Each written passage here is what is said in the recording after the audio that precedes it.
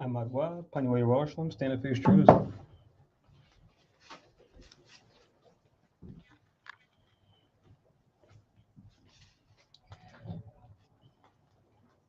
Blessing of the Sabbath. Barakatha Yahweh, Basham Yahweh Shai, Asherah, Nathanawa, Hashab, Hachadash, Bashalawam, Tawada, Aman. Blessed are you, Yahweh, in the name of Yahweh Shai, that gives to us the new moon in peace. Thank you, so be it. The Aliyah Ma'ash, Shariah Machad, Psalms 121. Anya Harayim Hayamim Ye Oh Harayim Mayan Yabawa Zorye Yabawa Maya Hawa Shai Shamayim Warataza La Yanathan Lamawat Ragalia Yala Yanawam Shashramarka Hane La Yanawam Wala Yashan Shashramar Yashabale Yahweh Shamaria Yahweh Tazalia Ayo Yim Yed Yawamam Hashamash La Hakaya Wayarak La Balayala Yahweh Yashamaria Makab Rai Yashamar Na Pasha Yahweh Yashamar Awalakya, Wabawaya, my third, were I will Basham, Yahweh, the water, Aman.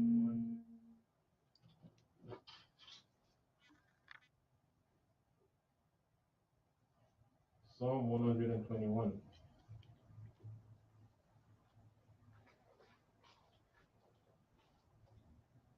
I will lift up mine eyes unto the hills, from whence cometh my help. My help cometh from the Lord, which made heaven and earth. You will not suffer thy foot to be moved. He that keepeth thee will not slumber. Behold, he that keepeth Israel shall neither slumber nor sleep. The Lord is thy keeper. The Lord is thy shade upon thy right hand. The sun shall not smite thee by day, nor the moon by night. The Lord shall preserve thee from all evil. He shall preserve thy soul. The Lord shall preserve thy going out and thy coming in from this time forth, even forevermore. Amen. Shema Yasharallah, Hero Israel. Shema Yasharallah, Yahweh, Ahoy, Yahweh, Echad. Shema Yasharallah, Yahweh, Ahoy, Yahweh, Echad. Shema Yasharallah, Yahweh, Ahoy, Yahweh, Echad. Deuteronomy 6:4. Hear, O Israel, the Lord our power is one Lord our one. Amen. Tapala Yahweh, the Lord's Prayer. Abinawa Shabbat Shemayim Kodash Haya Shamka Yahweh Malakwat Kat Taba'a Ratazawanka Haya Aisha Baratazab Kaba Shemayim Natamanawa Lakam Yawam Zad Wasalaklanawa Kabawat Nawa Kasalak Nawa Kabawat Yanawa Wala Abiyarnawa on the Sion above, how was Shinawa Murray, Kaya, Laka, Hamalakwa, wa Allah, wa Thaparat, why Walam, Man. Matthew 6:9.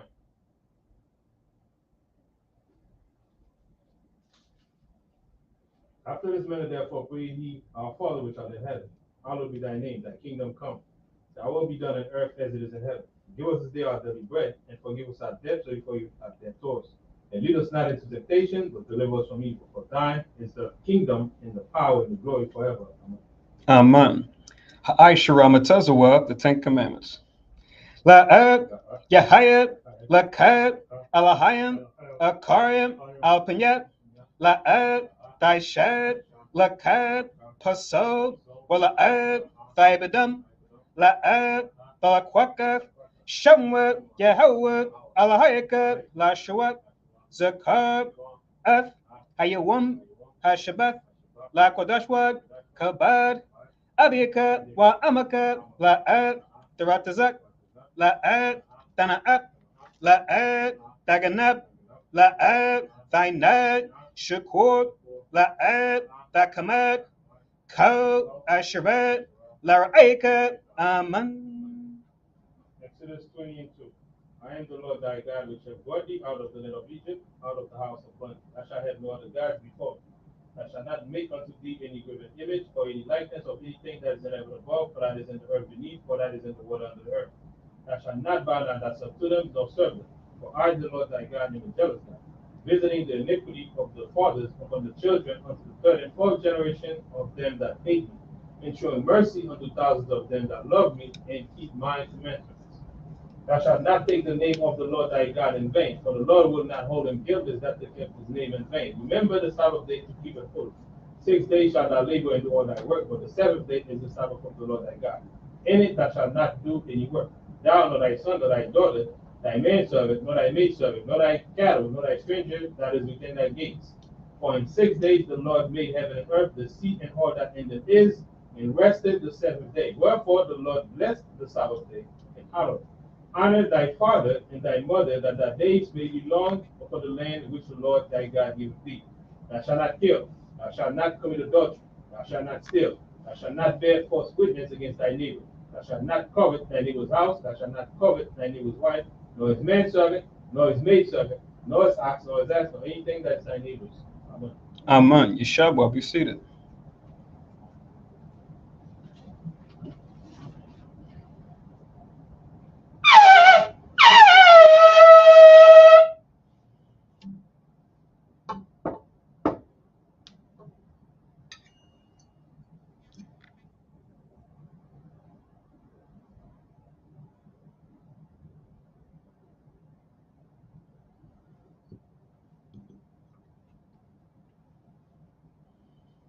Barakata Yahweh, Bashimi Hawashai, Shara, Nathanana, Parya Gapan, Dawada Aman.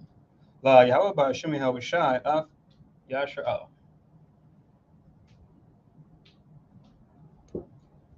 English translation. Blessed are you, Yahweh, in the name of Yahweh Shai, that gives to us the fruit of the vine. Thank you, so be it. To Yahweh, in the name of Yahweh Shai, with Israel.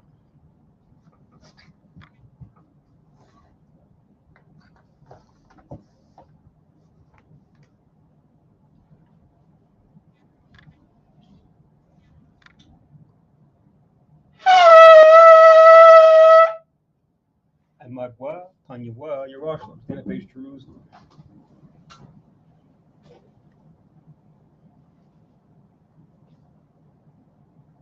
Barakata Yahweh, Haggadah, Rakawam, Abiyah, Wanawa'eh, Eliyawan, Malak, Shal, Shamayim, Waratiza, Wakal, Dabarim, Chayayim, Wagam, Hamashiach, Mayahawe, Arawanawe, Ahabnawe, Apaleh, Yahaw, Salat, Yawaitiza, Yahawasha, Zakarnawe, Yahawe, Baratazawan, Ainke, Yashala, Izarnawe, Bane, Wasa, Yashala, Nanawe, Yam Yam, Aita, Kayawamium, Makodam, Babakusha, Shalak, Mike Allah, Watazawadak, Alahayim, La, Maganawa, Raparnawa, Washama, Ilnawa, Bakur, Shalak, Haroka, Shal, Yahawashai, Lanawa, Lalamadnawa,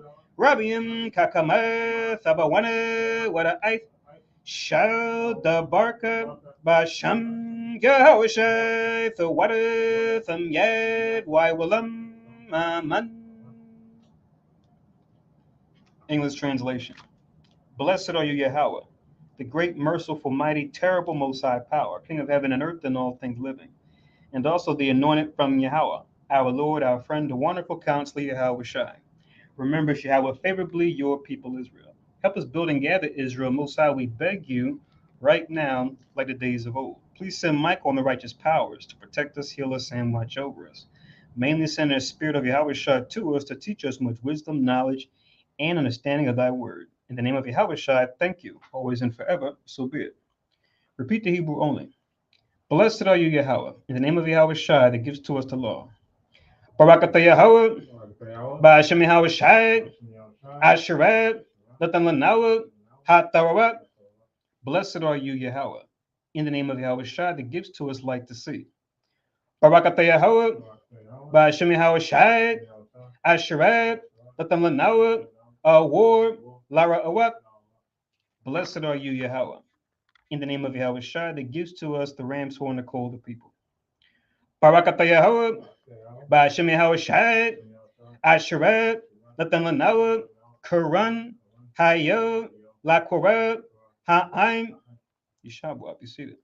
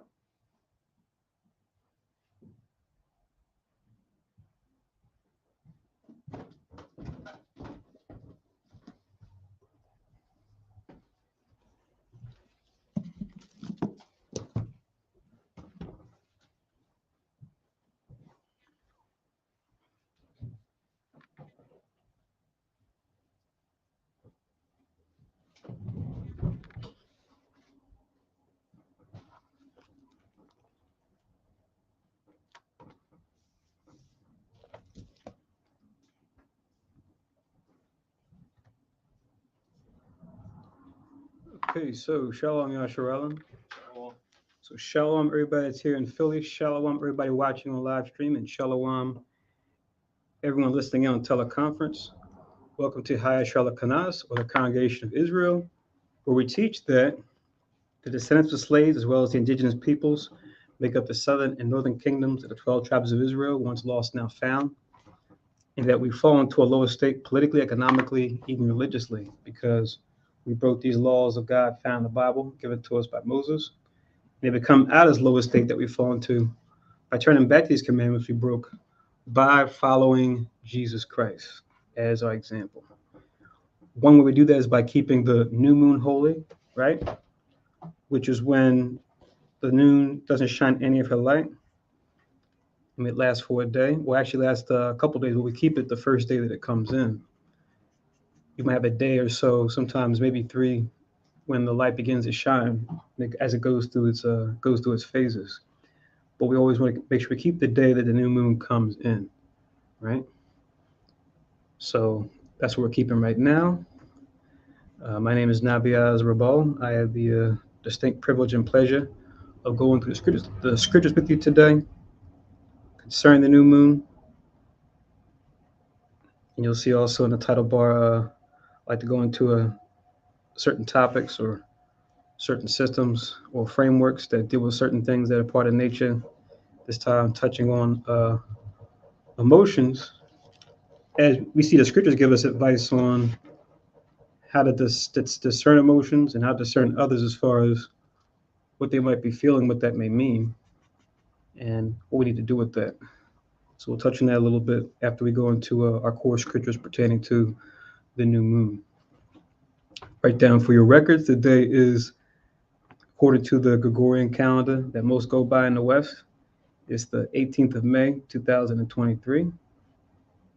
And according to our calendar, which is the lunar solar calendar,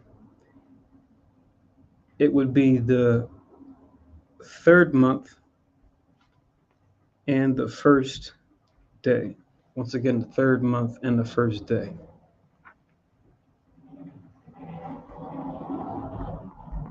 And as you notice here on the toolbar here, I've got in the Hebrew, Shana, which just means a shar. Then we have Chadash, which just means a new moon. Then I have Shaliyashya, which just means 3rd. And then finally we have Yashar Allah, which just means Israel. So what it says in the Hebrew is the same as you see in the scrolling marquee at the bottom, right? So as usual, let's get into initially what we're being commanded in the scriptures to keep the new moon holy. In Numbers chapter 10 and verse 10, we were first being set up as a nation after being what? Brought out of Egypt by a mighty hand and by a stretched out arm, all thanks to the Most High. And then Moses, being our mediator at that point, would give instruction unto the people, our ancestors, as far as how we're supposed to serve the Most High. And the new moon being a key thing we were instructed to do. So Numbers chapter 10 in verse 10. So Numbers chapter 10 in verse 10, it reads, also in the day of your gladness and in the big solemn and in your solemn days and in the beginning of your months, you shall blow up the trumpets over your burnt offerings and over the sacrifice of your peace offerings, that they may be to you for a memorial before your God. I am the Lord your God. So the Heavenly Father is telling Moses to tell our people at this time that in our days of gladness and in our solemn days, it says, and in the beginning of our months, they're supposed to blow with the trumpet. We used a shawapar, what the so-called Jews called a shofar, where they add the vowels to it, which just means a ram's horn. Or it could be another type of trumpet too. Here, when you read above, it talks about us using trumpets made of silver. But a ram's horn is a type of trumpet. Over your burnt offerings and over the sacrifice of your peace offerings, which the priest would do at the altar of burnt offering, when we would go before them in the tabernacle of the congregation. Now, Christ being the ultimate sacrifice, when he was offered up on the cross and the veil was torn in the temple, We not go through them at this point, but we'll reinstitute these offerings when we get into the kingdom. So now we just come together to observe the day and to rehearse the righteous acts the best we can and study what we forgot. That these things may be to us for memorial before our God. So something to make us remember who we are and what we're supposed to do as far as our custom. And finally, I am the Lord your God, right? In case we forgot. The Most High, the God of Abraham, Isaac, and Jacob. He's the Lord our God. So from here, we always like to go to 1 Samuel, where we can actually see our forefathers keeping this new moon as a holy day. And new moon is important because we use it to measure when to keep other holy days. So something we use to keep track of the time of month that we're in. And we'll read that verse 2. It says that. So 1 Samuel chapter 20. And I'm going to get verse 5. 1 Samuel chapter 20 and verse 5, it reads, And David said unto Jonathan, Behold, tomorrow is the new moon, and I shall not fail to sit with the king at meat, but let me go that I might hide myself in the fields unto the third day at even. So who's talking? David is talking to Jonathan. Who are they? David at this time was King Saul's armor bearer, and Jonathan was his son. When was it? The day before the new moon, when they're having this conversation. And what's David doing? He's telling Jonathan he should not fail to sit with the king at meat, right? Because as the king had power to do so, he can call members of Israel into his court to serve him. So David was almost like part of the family, even though he came from the house of Jesse. He was like part of Saul's household, being his armor bearer.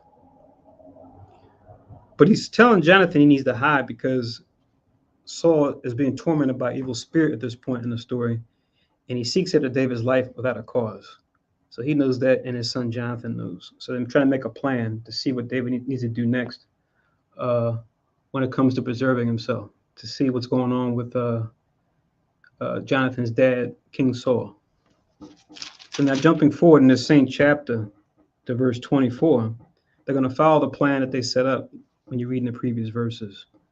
So verse 24 says, So David hid himself in the field, and when the new moon was come, so they came into a new moon, it doesn't say what number month it was, so we don't know what season it might have been in, but we just know that it was the new moon at that time, like we're keeping right now. The king sat him down to eat meat. So it was a feast where they came together, right? That was our custom, to come together and to have a feast. It says in verse 25, And the king sat upon his seat as at other times, even upon a seat by the wall. And Jonathan arose, and Abner sat by Saul's side, and David's place was empty, right?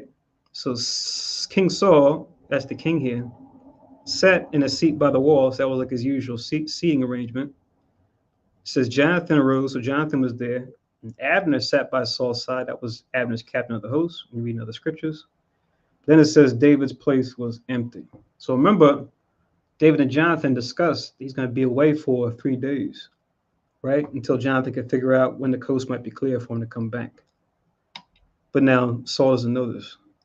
That's why it says in verse 26, Nevertheless, Saul spake not anything that day, for he thought something had befallen him. He is not clean. Surely he is not clean. So this is a reasonable conclusion to come to when Saul, without knowledge of what's going on between him and his son Jonathan, to consider why David's not there. Because he knew David to be an upright man, a righteous man, to want to keep the feast. So he said to himself, maybe he's unclean for one reason or another, right? Which you go into the laws. There's certain things that can befall men that make them unclean, women that'll make them unclean, both men and women that'll make them unclean, right? And remember, it's not wicked to be unclean. It's just when you do become unclean, you're supposed to follow law as far as wash yourself and endure however many days, whether it be 1 day or 7 days in some cases, before you be clean again. So you're supposed to keep the law according to when you do become unclean, right? What the Most High requires. And that there's certain sins you do that you can do that can make you unclean, but that's not what we're talking about here. So that's what he thinks. He's not here because he's unclean, because Anytime we gather for a holy gathering, we're supposed to be clean as men and women, right? Otherwise, we're supposed to stay aside. We can still observe the day on our lonesome, but just make sure that anytime we come together in a holy convocation, a gathering, we have to be clean according to the law. But now it says in 27, and it came to pass on the morrow, which was the second day of the month, so showing you that the first day of the month is the new moon. So that's how we know the new moon and the beginning of the months are the same. Hence us connecting Numbers 10 and 10 and what we're reading right now. And it came to pass on the morrow, which was the second day of the month, that David's place was empty. And Saul said unto Jonathan his son, wherefore cometh not the son of Jesse to meat, neither yesterday nor today? So they normally sat down and had and ate together, even if it wasn't a feast. It's not 2 days have gone by and Saul's scratching his head. What's going on? 2 days in a row. Why isn't he here? Right. So there's a backstory behind that, but it's just good to read to see us keeping the new moon, right, and what we did. Just as an example. Even in the Psalms, we're instructed to keep the new moon as well. I'll get that real quick in Psalms 81. So this is Psalms 81. I'm going to read verses 3 and verse 4.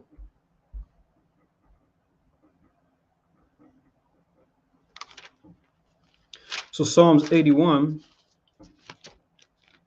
and verse 3.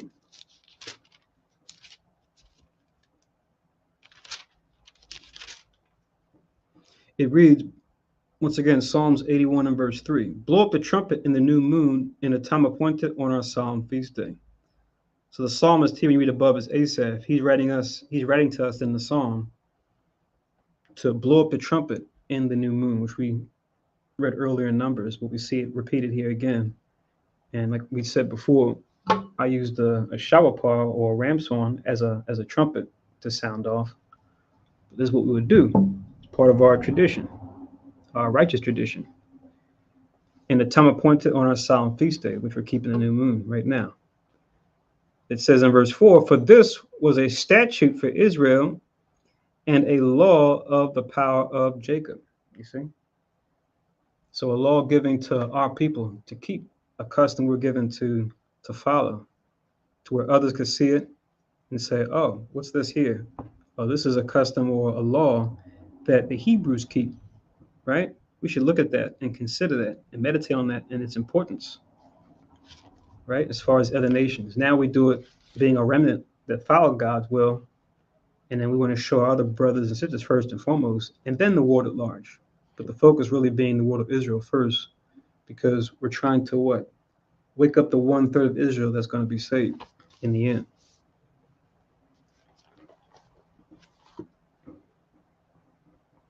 And to show this is not just something that's over and done with, that we just only did back B during these times, we can go to Isaiah chapter 66, a prophecy, a future prophecy, in verse 23. Isaiah 66, in verse 23.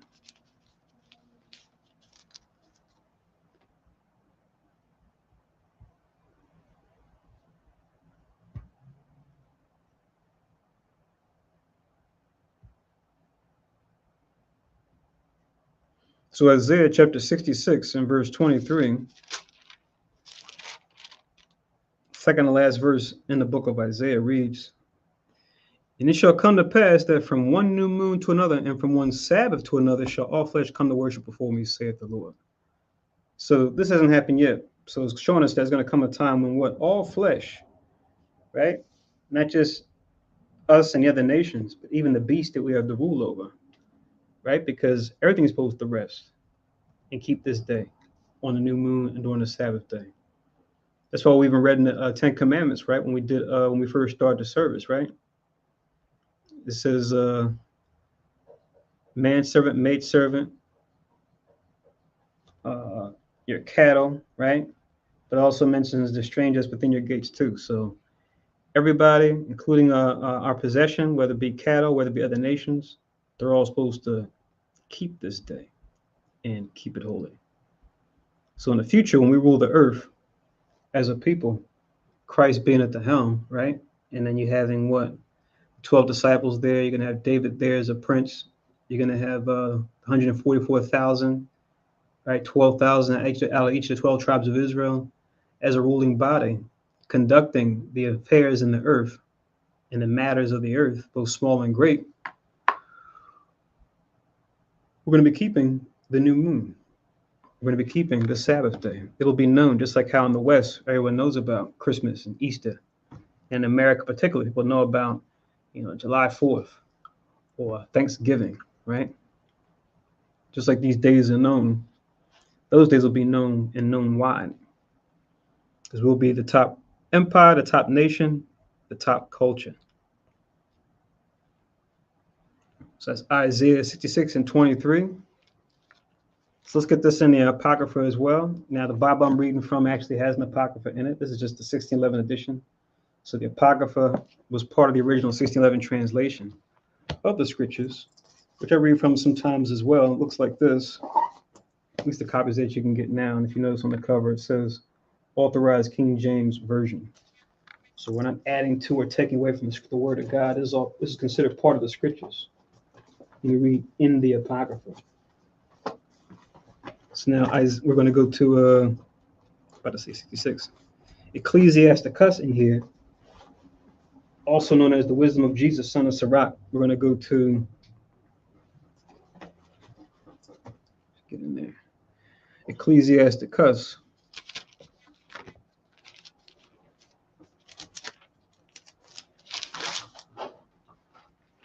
Chapter 43. Ecclesiasticus chapter 43. I'm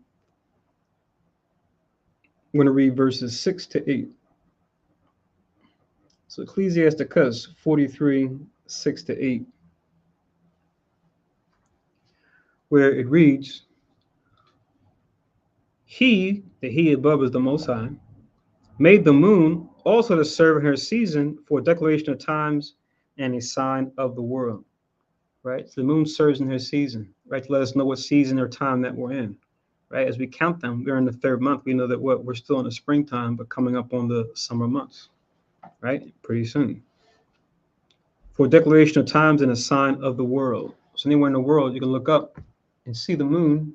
Even when it's dark, if you look close, you can find it in the sky and see what phase it's in, so that you can know, okay, what time of month that we're in by watching the phases of the moon.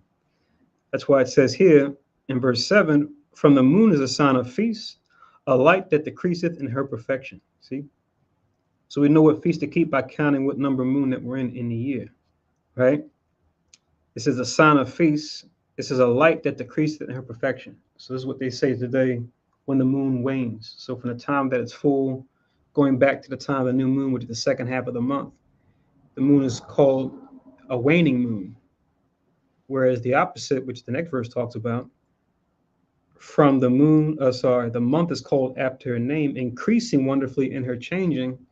That's talking about from now to the middle of the month. The light's going to increase to where first we see now it's dark. After a day or so, sometimes 3, you look in the sky and see on the right side, the light will begin to shine from the moon. And then it starts to increase more light to where once it's half lit, about a week's time has gone by. And then by the time it's fully lit, about 2 weeks has gone by, or about half a month, since a month is generally speaking a little over 4 weeks, right? Or according to the average, it's like 29 and a half days according to the lunar months. So the month is called after her name, increasing wonderfully in her changing, being an instrument of the armies above, shining in the firmament of heaven. Being an instrument of the armies above, talking about the Most High's host as far as the stars, that host, right? Because you have that host of heaven, but then you also have the other host of heaven, depending on what heaven you're talking about. So one heaven, we call it the second heaven in the scriptures, is talking about the firmament and then the deep space that goes beyond that, right? That's where you find one host of God, which is the stars. But then we talk about the third heaven, or what you might call the upper chambers, where the Most High Christ and the Elohim, or the angels, dwell. That's another host, right? Or in the English, you'll see it written as Elohim, but in the ancient Hebrew, it's Elohim, which just means powers or authorities. They're another host. But the host here, the armies we're talking about here, is talking about the stars. So yeah, we'll see the stars shining, but nothing like the moon at night. And all those lights are pale in comparison to the sun, which shines during the day, right? But the focus here being the moon and the phases that the moon goes through. So this was set up even going all the way back to Genesis. So remember, it's a sign. It's not something to be worshipped. It's not something to follow as a god, because like it tells us in Romans chapter 1, Paul warns our people in Rome about the Roman ideal or the attitude that was very prevalent, where people would worship the creature more than the creator, right? The things made as opposed to he who made them. But we've had that understanding even going back. I'll read this real quick. This is Deuteronomy. Go to Deuteronomy.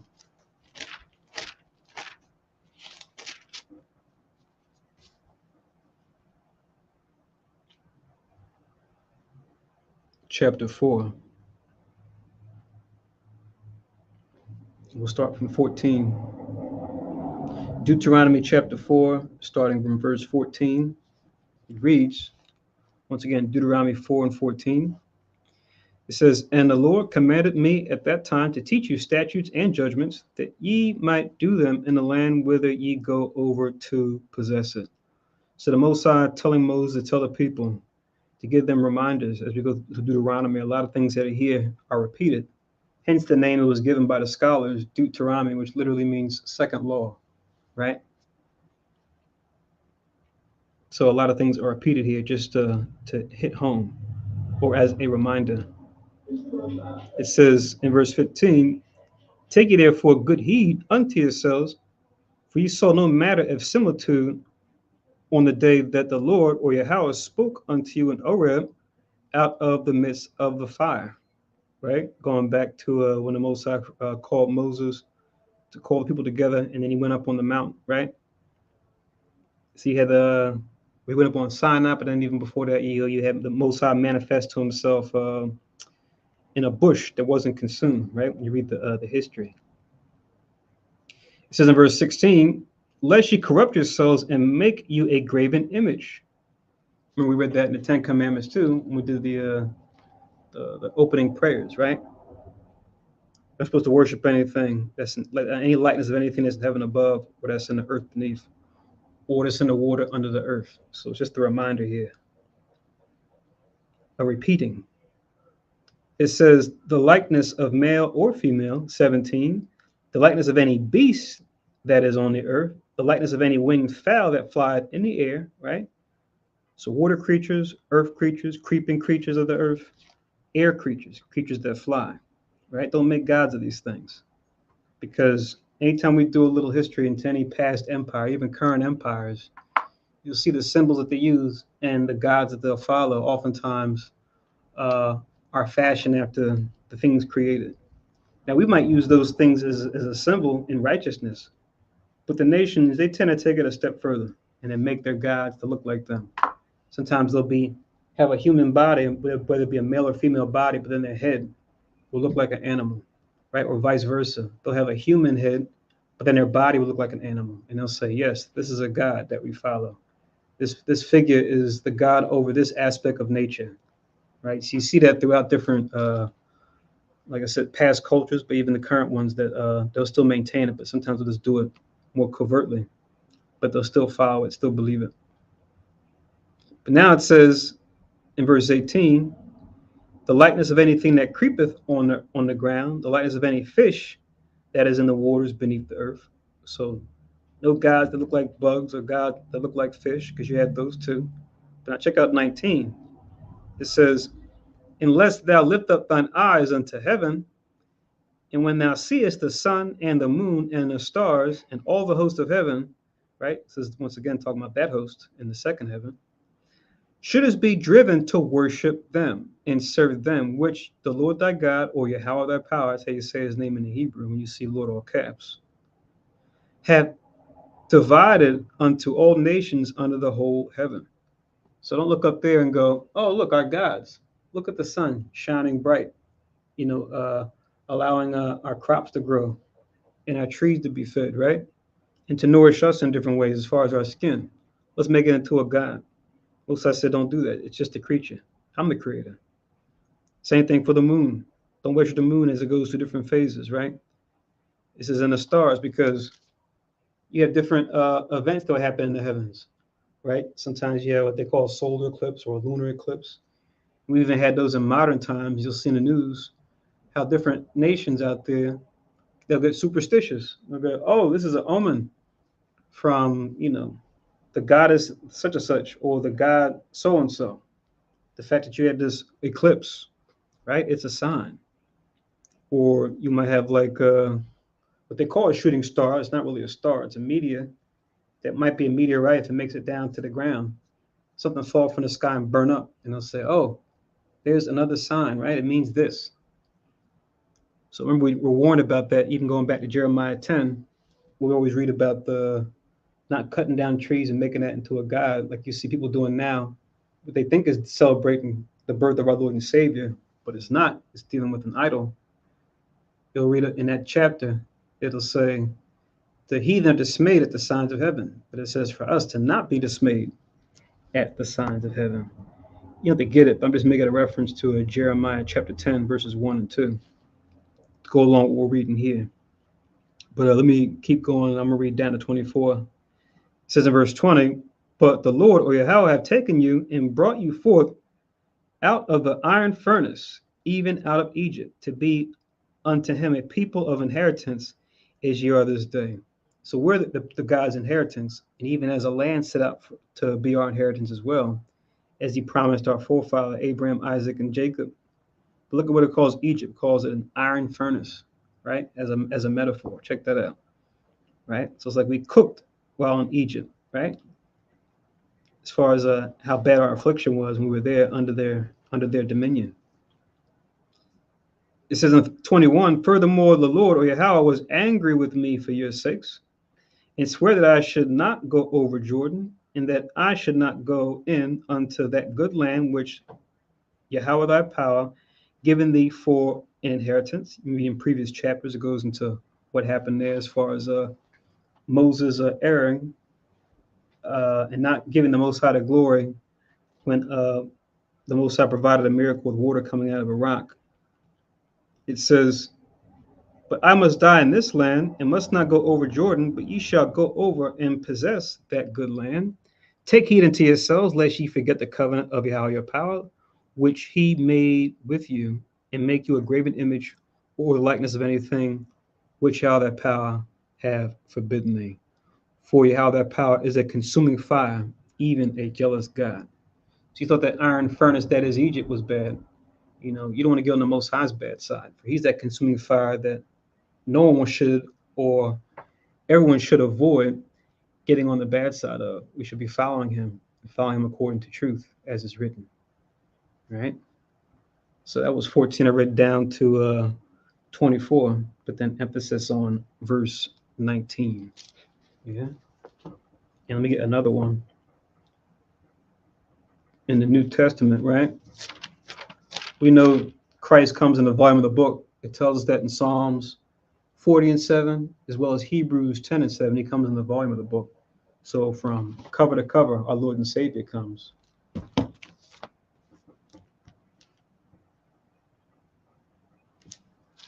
But to humor our people, we'll get even the new moon mentioned in the New Testament. You can show them this too. It shows we're still supposed to be keeping the holy days. They weren't done away with when Christ died and rose from the grave. That's what you see the majority of denominations of Christianity is, that they push, that their congregants partake in, but that's not biblical. Colossians chapter 2, I'm going to read 16 and 17. Once again, Colossians chapter 2, verses 16 and 17.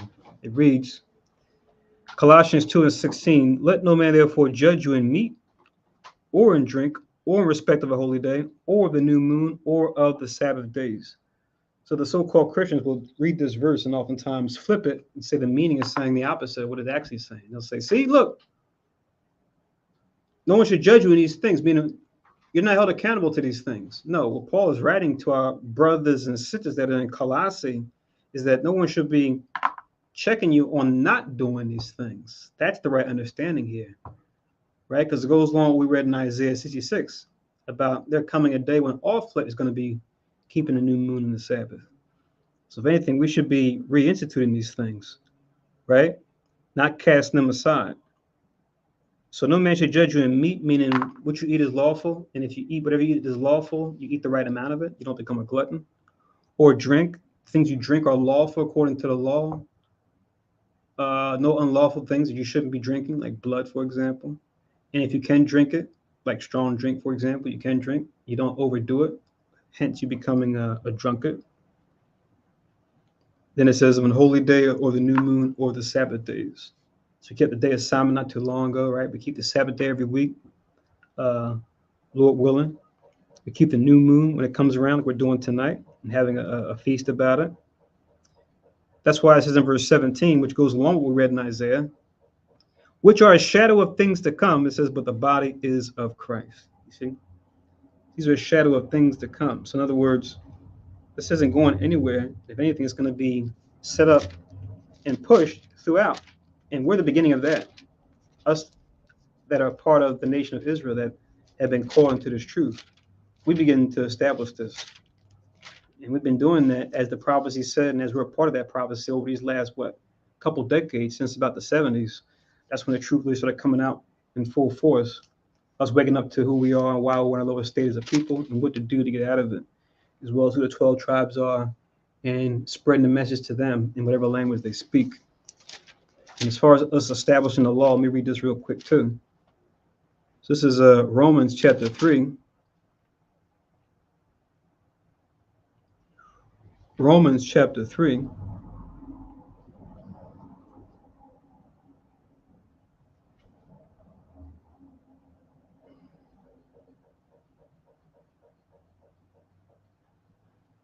Because this can get confusing sometimes when we read it. We may think that Paul is pulling our leg or telling us something wrong, which even Peter warns us about, right? When he taught and when he wrote things down, unless you had the Spirit, unless you were patient, you may have misunderstood what Paul was trying to convey, right?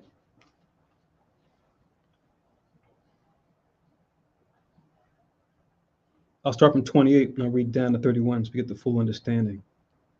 He's going to explain himself as long as you read above and below, right? It says in Romans 3 and 28, therefore we conclude that a man is justified by faith without the deeds of the law. So you read that verse by itself, we might say, oh, so the Christian church got it right. We're justified by faith without the deeds of the law, right?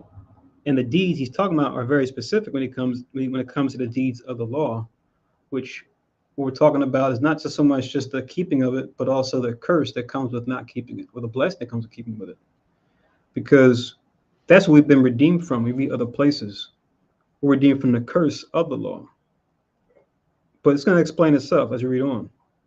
It says in verse 29, is he the God of the Jews only? Is he not also of the Gentiles? Yes, of the Gentiles also. So yes, the Most High is the God of all creation, but namely, he's the God of the nation of Israel. And the context here, he's focusing on what our people that were called Gentiles that were following the Gentile way. They were considered to be like Gentiles, since they didn't want to follow the Most High in truth, right? They got scattered about.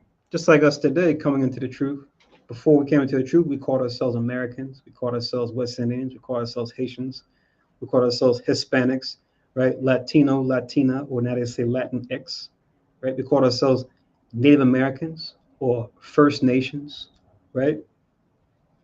That's like being called a Gentile back then, calling ourselves something that's not who we actually are. So he's a God of us, no matter where we've been scattered to, if we have ears that can hear this message, eyes that can see this message, a heart that can understand this message. Then it says in verse 30, seeing it is one God which shall justify the circumcision by faith and uncircumcision through faith. So justification comes through not just the deeds of the law by itself, but through the faith, which deals with the fruit of the Spirit. So Paul is speaking to what? The circumcision, which were those that grew up in Israel proper, they grew up in Judea, they grew up in Galilee, knowing about the law, knowing they got to keep the law. But you had plenty of our people that grew up outside of that, in some other part of the Roman Empire. They may have grown up following different custom and different practice. That's why Paul has so many letters, right? To the Romans, to the Corinthians, to the Galatians, the Ephesians, because our people were scattered amongst all these places, following the customs of the Greeks or the Romans that had a dominion over those places. So those were called uncircumcision when you go into that. That's one of our milk topics that we'll probably revisit soon when we read the scriptures when it says circumcision versus uncircumcision and what that means. But now here's the icing on the cake, so to speak, when we get to verse 31. It says, do we then make void the law through faith? So Paul's posing the question here at the end of this chapter. Do we then make void the law through faith? Then it says, God forbid. Yeah, we establish the law. You see that? So it's very clear. Just because we have faith doesn't mean we don't do the works of the law anymore. But we know that what? If we break the law, we're not to be put to death by the law. That's what was happening before. That was the deeds of the law that he was talking about there in context. So it's not so much we don't have to keep the laws anymore. It's that we just don't keep the judgment when it comes to breaking the law. We go through Christ for that. Through him his shedding his blood on the cross for the sins of the nation. That's how we now have an opportunity to what? Try again and to get it right going forward if we do make a mistake. And not to make this a topic of the law being done away with, but let me just get that verse 2. This is the key verse you always want to go to. Anytime you argue with family, friends, associates, even strangers about what Christ redeemed us from when it comes to how we're supposed to be conducting ourselves in Christ. This is in Galatians 3 and 13. Galatians chapter 3 and verse 13, it reads, Christ have redeemed us from the curse of the law. You see that? The curse of the law, when you read on, it says, being made a curse for us, for it is written, cursed is everyone that hangeth on a tree. So this is a reference here to Deuteronomy 21, where it talks about anytime if someone was to be capitally punished or they're to be killed due to a transgression of the law, right? As far as, Israel generally speaking, not in the case of Christ, but it's just symbolic in the case of Christ, that we're not supposed to leave their body up overnight, right? After they die, after being hung, we're supposed to take their body down. And even with Christ being hung up on the cross, we read that in the gospel, they took his body down after the sun went down, right? And it put him in a sepulcher. So that's what this law is talking about. That's why Paul made that reference to Deuteronomy 21. I'll get it real quick, just in case we know, just so that we know what it's talking about. So a lot of people don't really understand a lot of things that are written in the New Testament because they point back to the Old Testament. And once again, they're only Old and New Testament by name. We only use that as a reference point to say, yes, we're talking about Genesis through Malachi, or we're talking about Matthew through Revelation. But the Bible is timeless, from Genesis 1:1 to Revelations 22, and I think it's 22? What's the last verse in the Bible? 22 and 26? Let me see. Sure. 22 and 21. So cover to cover from first verse to the last verse in the Bible, right? It's all timeless, ageless wisdom that's to be read, understood, and applied. So this is Deuteronomy 21. Deuteronomy 21. I'm going to read verses 22 and verse 23. So Deuteronomy 21, verses 22 and 23. It says in verse 22 of Deuteronomy chapter 21, and if a man have committed a sin worthy of death, and he be to be put to death, and now hang him on a tree. So we had different forms of capital punishment that we did according to our law, right? Even though we know crucifixion is strictly a Roman form of capital punishment, because when you go into the laws of the land at that time, we weren't allowed to do capital punishment, at least according to the law of the land.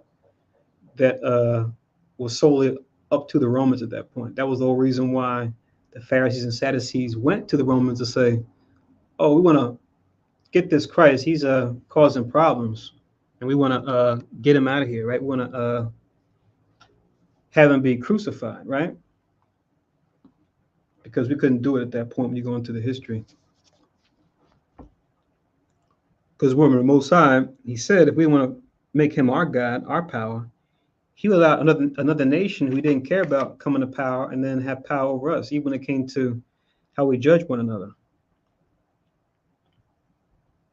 But really, it was all just it had to happen that way in the end because we had to come under Christ anyway when it came to the supreme judgment that even the other nations that have rule over us can't execute.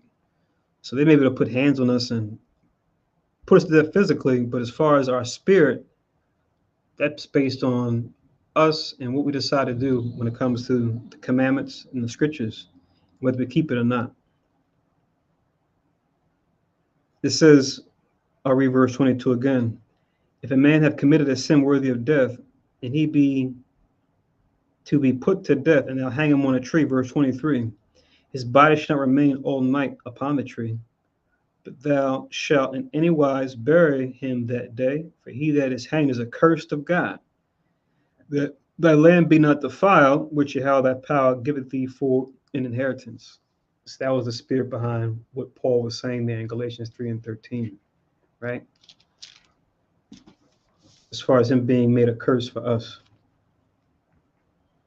But once again, if we're not familiar with that law, that verse won't make sense. And Paul does this quite often. And he would especially do it when his audience was our people who, studied the law, but then couldn't put two and two together or weren't willing to put two and two together when it came to Christ being made, like it says, that curse unto us, that we have to go through Christ as our example going forward. And I'll read this one last thing before I go into the emojis that you see in the title. This is just a little history. Once again, the Zondervan. I'm going to look up the Sanhedrin, which the Sanhedrin was like the ruling body that came to rule over Israel in the years after, like we just talked about on the day of Simon, right? You had Simon was the third son of Mattathias to be a champion and to be a high priest over Israel, and his son John Hyrcanus would be the captain of the host after him. You read about that dynasty, they call it in history the Hasmonean dynasty, right? From that time, leading up to the time of Christ, would lead up to what we call the Sanhedrin being set up, which was like a governing body of priests, Levites, as well as other Israelites that were knowledgeable in the law that would deal with different matters as judges. So they'll be a part of that Sanhedrin. But that would be something that would be created and be derived after that time period. But you do with the history of the Sanhedrin, they have their origins going back to Simon Thasai and the Maccabean revolt. That was when it began, but it would take its roots from their movement going forward. I just wanted to read the scripture in Hebrews. It's Hebrews chapter 10 and verse 28 regarding the law. While Christ died to bring us grace, right, for breaking the law, that we may have grace, is what's going to happen if we took that grace and misuse it. Hebrews 10:28 reads, he that despised Moses' law died without mercy under 2 or 3 witnesses. So even though Christ died on the cross to give us some time when we sin, that we don't get capital punishment right away, but under 2 or 3 witnesses, if we willfully sin, and if you read up in verse 26. This is talking about those who sin willfully after they receive the truth. They decide that, you know what, the hell with it. I know it's wrong, but I'm going to do it anyway. And without regard to keep the law. So they kept doing it. So that's why we get to verse 28. It says, he that despised Moses' law died without mercy under 2 or 3 witnesses. Verse 29. Now, you get that individual in Israel is going to receive even a harsher punishment, right, than what we used to get under Moses. Verse 29 will clarify that. It says, of how much sorer punishment suppose ye shall ye be thought worthy, who have trodden underfoot the Son of the Most High, and have counted the blood of the covenant wherewith he was sanctified and in unholy things, and have done despite unto the Spirit of grace. Now, it says, if we despise the law given to Moses by the Most High, and Yahushua died on the cross, right? You're going to get a harsher punishment than what we got for breaking the law that the Most High gave to Moses. So this is, not a license to keep sinning, that the Most High gave us when Yahushua died on the cross. Excellent point. And that's the fullness of it. If you guys have any questions about that and the fullness of that particular topic that we're kind of touching on adjacently with the new moon topic, we definitely go into that during the classes. We can go into, is the law done away with, and what that means, what it means to follow Christ according to the scriptures. So this is on page 522. This is on the topic of the Sanhedrin, sometimes spelled with an M, sometimes spelled with an N. But it says the highest Jewish tribunal during the Greek and Roman periods, once again, the Sanhedrin took its roots after the time of the Maccabees, and pretty much started with their family, the Hasmonean dynasty, leading up to the time of Christ, which was about a century and a half later, give or take. Because the Maccabees was in like the 2nd century BC, or the hundreds. So it wasn't too far off. But now reading on, it says the origin of the Sanhedrin is unknown, but there is no historical evidence for its existence before the Greek period. During the reign of the Hellenistic kings, Palestine was practically under home rule. It was governed by an aristocratic council of elders that was presided over by the hereditary high priest, going back to the sons of Mattathias, since they came out of the house of Aaron. It was later developed into the Sanhedrin. And this is during most of the Roman period. The internal government of the country was practically in its hands. Its influence was recognized even in the diaspora, and it makes some references in the book of Acts. This is after the death of Herod the Great, however, during the reign of Archelaus and the Roman procurators, the civil authority of the Sanhedrin was probably restricted to Judea proper, which is like what we call the southern kingdom, right? Which is very likely the reason why it had no judicial authority over our Lord so long as he remained in Galilee, right? Remember, Galilee was the region that was in the north that was under a separate government. The Sanhedrin was abolished after the destruction of Jerusalem in 70 AD. It was composed of 70 members plus a president who was the high priest. It says nothing is known as to the way in which the vacancies were filled. They were drawn from 3 classes named in Matthew 16:21. It mentions some other scriptures, and it mentions, we will see in scriptures, the chief priests with the scribes and the elders. You'll see those 3 groups mentioned together. The Pharisees were more and more represented in the Sanhedrin as they grew in importance, right? Then it says in the time of Christ, they exercised not only civil jurisdiction according to Jewish law, but also some degree of criminal.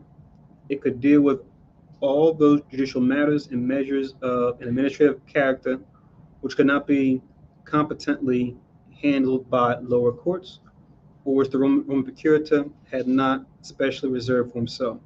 It was a final court of appeal for all questions connected with the Mosaic law. which just pertains to Moses. That's all Mosaic means.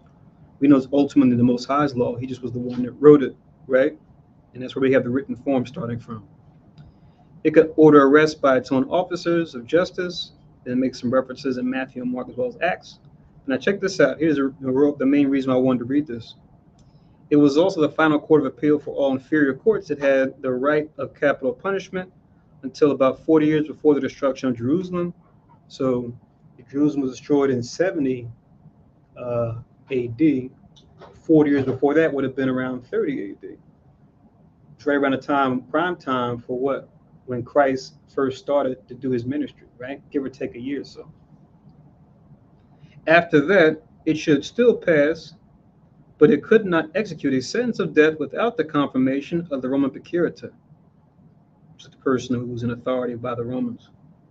That is why our Lord had to be tried not only before the Sanhedrin, but also before Pilate. In references John 18, 31, 32. But for this, he would have been put to death in some other way than by crucifixion, for crucifixion was not a Jewish mode of punishment, which I think it's ironic that the scholars would make mention of this, right? Because we hear that argument all the time. Since we go out there and teach, they'll say, wait a minute, didn't the Jews kill Jesus, right? The Jews killed him, right? Like as if, because the Jews rejected him, Christ rejected them as well and said, I don't care about them. I just care about anybody that believes. But no, that's what gives weight even to what Christ himself said, as far as how it had to happen anyway. The Most High is using the Roman laws as a means to exercise his will. This is a verse we always go to when people have that question about who killed Christ, right? So even if our leadership may have condemned him, you still have many of our people that believe, even those that were part of that leadership that were Pharisees, right? Like Nicodemus, like Paul, right? And others. But now here's the verse we always go to, Matthew chapter 20. Matthew chapter 20.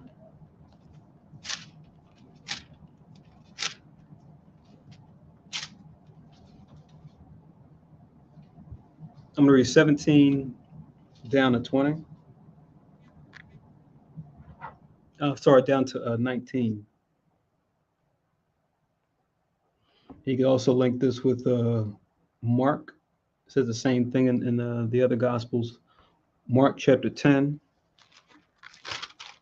I'm going to read one in Matthew, but just write down the corresponding verses in Mark chapter 10.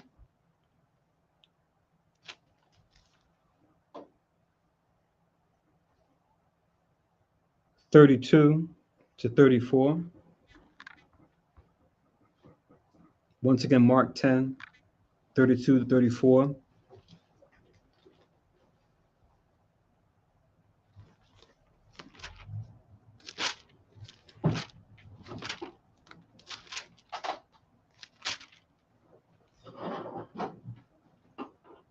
And then also Luke 18, 31 to 34. Luke chapter 18, 31 to 34. Where they all say the thing that we're about to read in Matthew when it comes to who ultimately had the direct hand in Christ's death. So Matthew chapter 20 in verse 17, it reads, and Jesus going up to Jerusalem took the 12 disciples apart in the way and said unto them, behold, we go to Jerusalem, and the Son of Man shall be betrayed unto the chief priests and unto the scribes, and they shall condemn him to death. Talking about that same Sanhedrin leadership, right? We're reading about earlier in the Zondervan. So yes, that leading body will condemn him, refer to himself in the third person when he says Son of Man. But then it says in 19, and shall deliver him to the Gentiles to mock and to scourge and to crucify him, and the third day he shall rise again, right? So to show that Christ isn't a liar, it had to happen this way. Even though the leadership of our people would condemn him, he would still have many of our people that believed on him, but it would be the other nations that would actually put hands on him and to mock him and scourge him and then to crucify him. And like we see in history, We read it in history, but we see it here in the scriptures, which only just confirms that history, that the crucifixion, the act of crucifying, is not a Jewish form of punishment, right? We hung, we burned, we stoned, but this crucifixion was very uniquely Roman. So just letting us know for sure that it was the Romans, the ones that did it. Like I said, you read this in Mark, and also in Luke, you'll see the same thing there too. So just go with the scriptures. That way, you can be justified in your sayings and overcome when you are judged, right? People ask that question: did the Jews kill Jesus? We could say, well, the leadership of the Jews that are part of that Sanhedrin, they condemned him, but it was the Gentiles, namely the Romans, were the ones that actually did the deed, as far as the mocking, the scourging, and then the crucifixion. That's why we always want to ask that question when we see how people in general wearing a cross as a decoration around the neck, or they might have a cross tattoo, which is like a double whammy, right? Because we're not supposed to put markings on our flesh, right? But you'll say, why do you have a cross on your neck, right? As jewelry, as decoration. Why that symbol? You might as well get a noose, right? Like a noose used to hang somebody, and then get that iced out, right? Or get that dripped out, as they say, right? And you put that image in people's heads, they go, "Oh my God, I would never do that. That's weird, right? Why would I get a noose that's like gold or silver, whatever your necklace is made of, and get that as like the medallion on your necklace?" But it's like it's pretty much the same thing as you get in the cross, right? Because the cross was a killing instrument of death. Even in the modern day Rome that we're in right now, right? The Roman Empire that fell for a little while and then whose wound was healed, that we're back in, we see that was a form of domestic terrorism waged against our people here in North America, where you had the Ku Klux Klan, right? After the Reconstruction era, in order to put fear in the hearts and minds of our people, they would get a cross and burn it, set up on the cross. I mean, set up on your lawn wherever you lived at, as a means to what? Strike fear, right? To like we said, to wage pretty much domestic terrorism against us, who were supposed to be freed at that point. And they kept that tradition. So how is this cross anything we should have any type of endearment with? You actually go into what it really means and what it's really about. But there's more to be said on that. But that's the gist. But thank you for hearing those out and hearing that history. Now let me touch on like we have here, and I'll make sure that's in the description for you guys to check out later, like I did for when last time we went into the new moon. We're talking about the layers of language. I made sure to put that in the description section for that video in case you wanted to review those. I'll do the same for what we're talking about now. So first, I'll get a couple of verses as far as the importance of not only listening to what someone says with their mouth, but also what they say when it comes to their body or their actions, and how we can use these things to determine what someone might be feeling, right? And there's spiritual gifts like discerning of spirits. You might be able to do that even without looking at someone. But even if you don't have that skill, just by looking at certain clues and characteristics when reading the body and reading body language, you can figure these things out. This is something that we did or that we utilized as judges, right? To judge different matters, to judge situations, be it small or great matters. So it's actually part of our swordsman's code where we talk about, listening to what somebody says, not only with their mouth, but also with their body too, right? So this includes, if somebody's saying in response to a question you may ask, but also how they may conduct themselves as they're answering the question, or how they may be sitting down if you're sitting down with them. And all those things, you look at all those things together, it gives you a better idea of the person's spirit and what kind of state of mind they're in. So this is Proverbs chapter 6.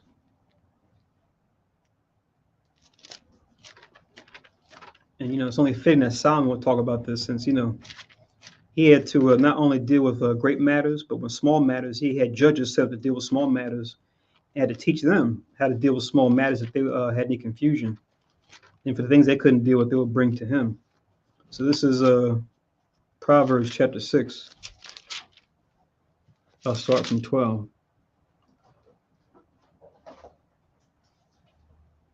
So Proverbs chapter 6 in verse 12. And Gamba Quiet, if you can read that, Baba Kusham. I'm going to read down to 15. I'll give the sense.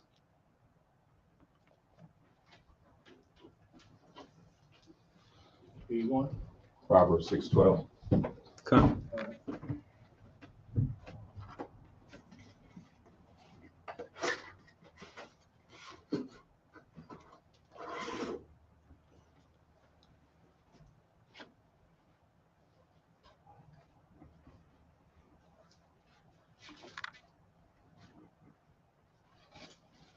Proverbs chapter 6,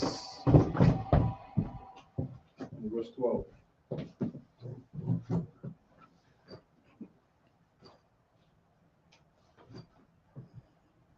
A naughty person, a wicked man, walketh with a forward mouth. Right. So Solomon writes here in this proverb, a naughty person, a wicked man, walketh with a froward mouth. Right? Not forward, but froward, if you go in that definition, just means unruly. You know, they'll say the worst. Right? They'll speak when they shouldn't speak. When they do speak, they'll say something that's off or something deceptive. But now, remember, we're not just talking about, verbal, but we're also going to go into body language as well, as far as what they would say what they refer to today as nonverbal communication, right? Read on in verse 13. He winketh with his eyes, he speaketh with his feet, he teacheth with his fingers. Right. So it says, this naughty person winketh with his eyes, he speaketh with his feet, he teacheth with his fingers. So while looking at a person's whole body, right, when dealing with them, the three areas you're always going to focus on are, as we see touched on here, when dealing with the matter, the eyes, the hands, and the feet. And by extension, the face, when we talk about the eyes, right? Those are key areas you want to look at when it comes to when you deal with someone, you see what they'll do, oftentimes involuntarily, something they might touch on their body, right? Or their eyes, where their eyes might move around, right? Or where their feet may tap, right? Or the way they might stand. These are all clues or tells, as you might say, to say, well, something's going on here.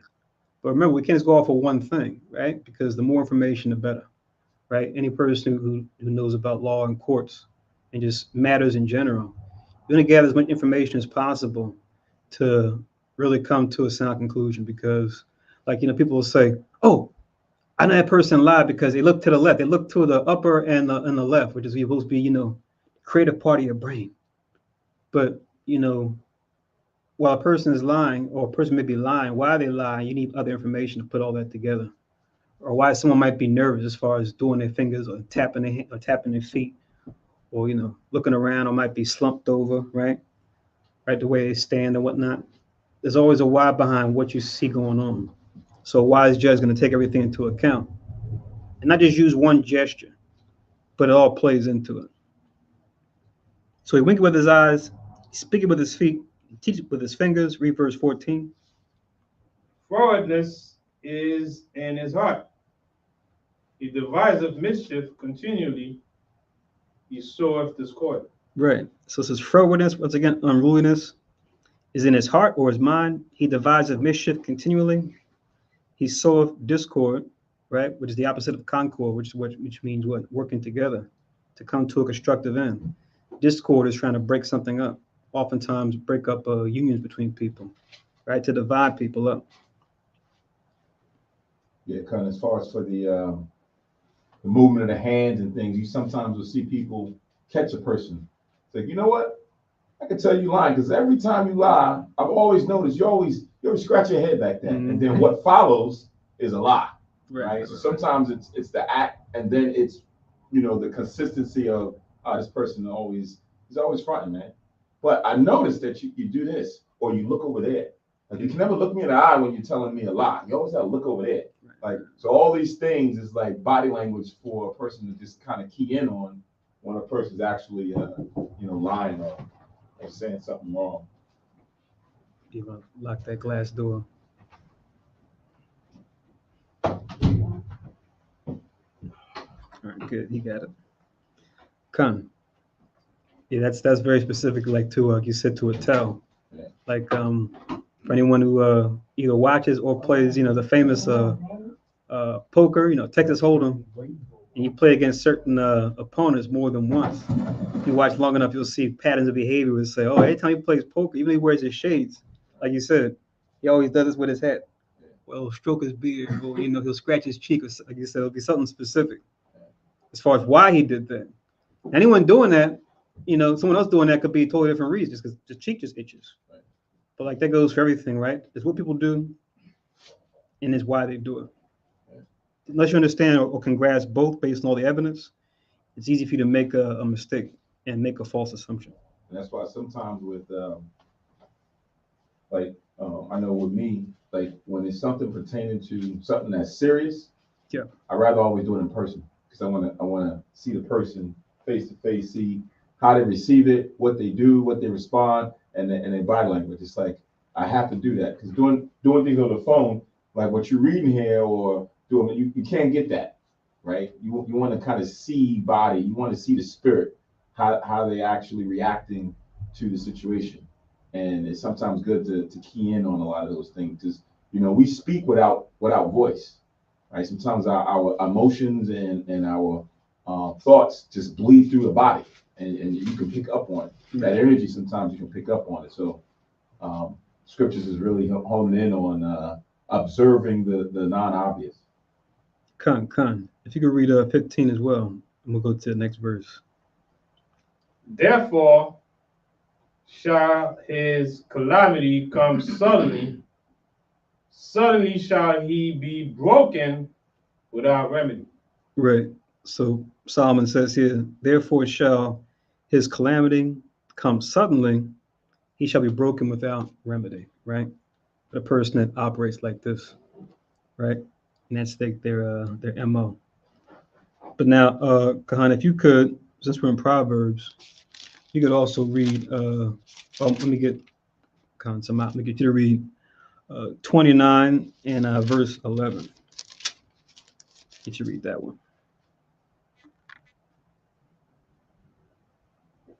20 and 9, Proverbs 2:11, or chapter 29 and verse 11. So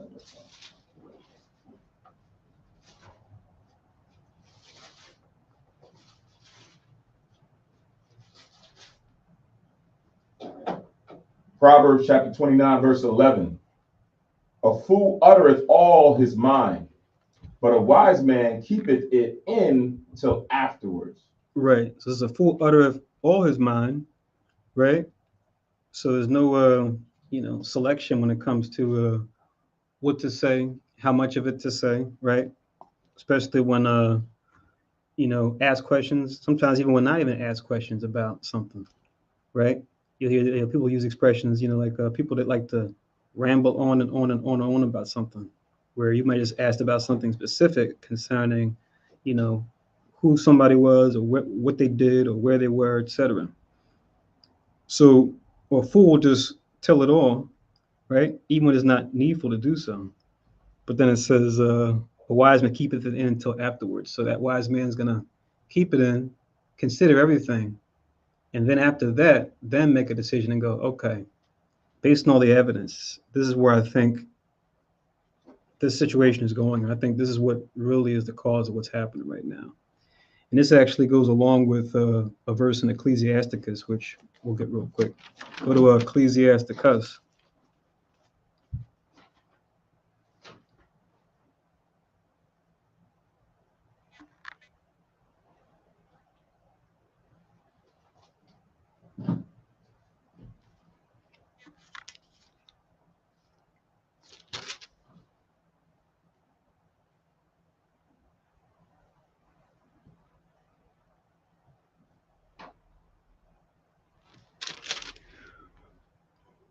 Let me get this other one first. Hold on.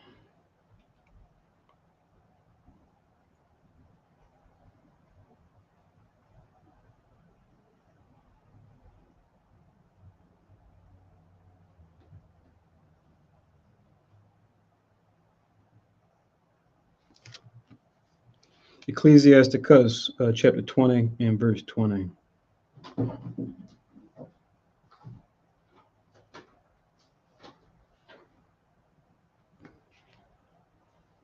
And if you could read that one too, Baba Kusham. Gun. Ecclesiasticus chapter 20, verse 20.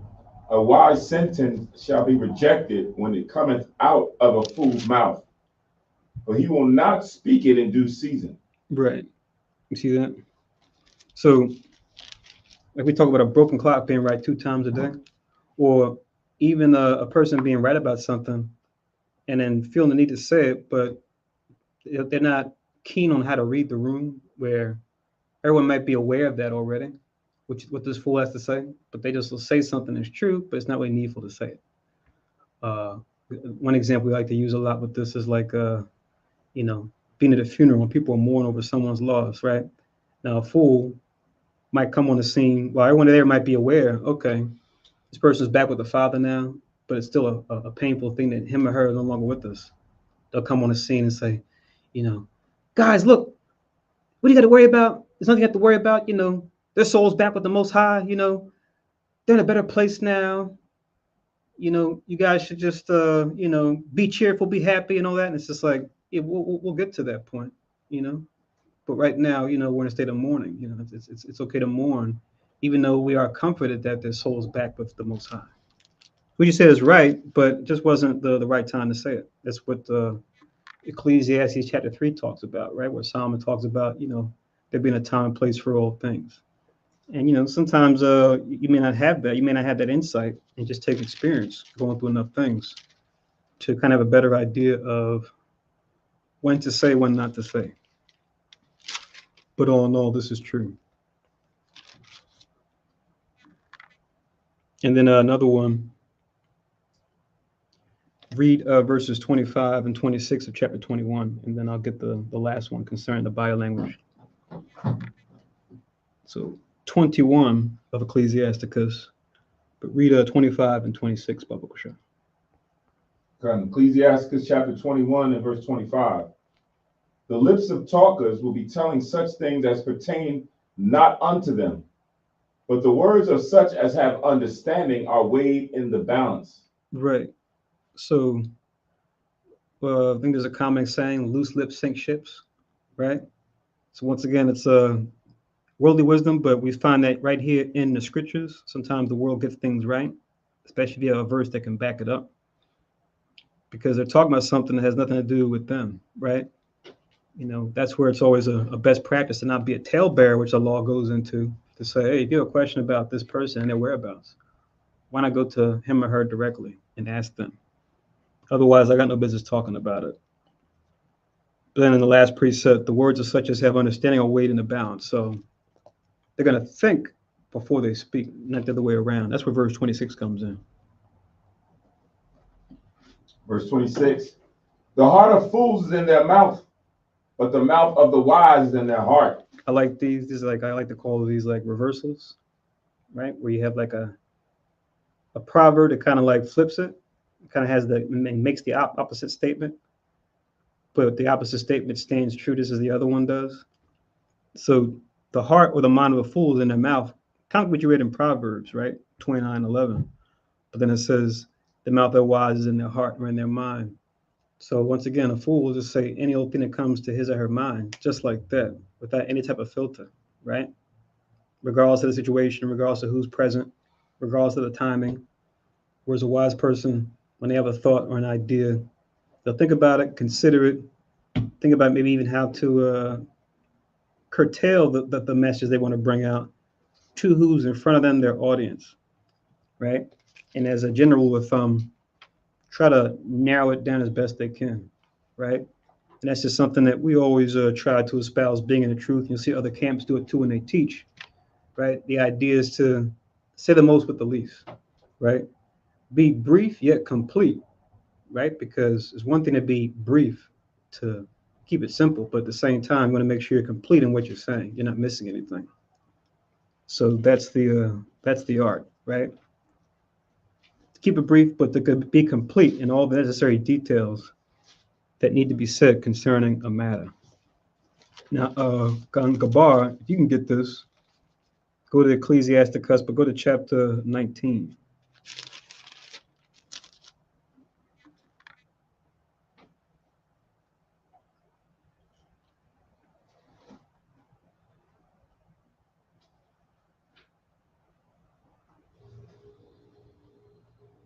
And we'll start from 26 and read to the end.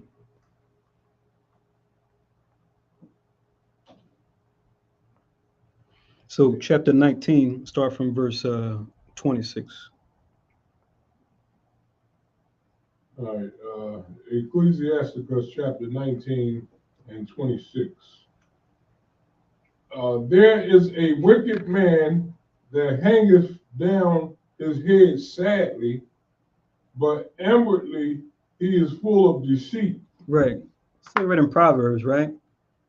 Winking with his eyes, speaking with his feet, teaching with his fingers, right? Those things will show things involuntarily.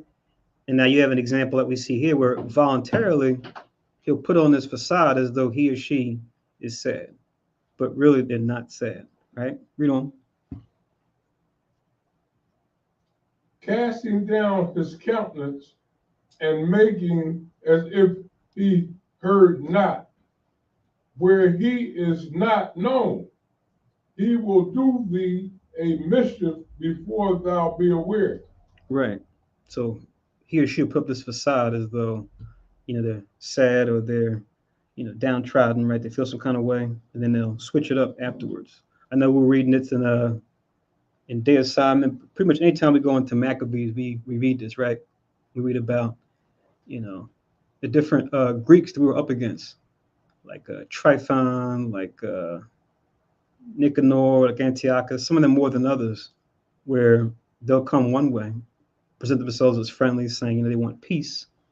All the while they're looking for a leg up to get us to put our guard down. So you have this with our people too that are unruly, but you definitely have it with the other nations as well, right? And like it says, he will do thee a mischief before thou be aware, right? By the time you're aware that the person was being deceitful, the damage has already been done, whatever they were trying to do, try to cause or sow discord. Read verse 28.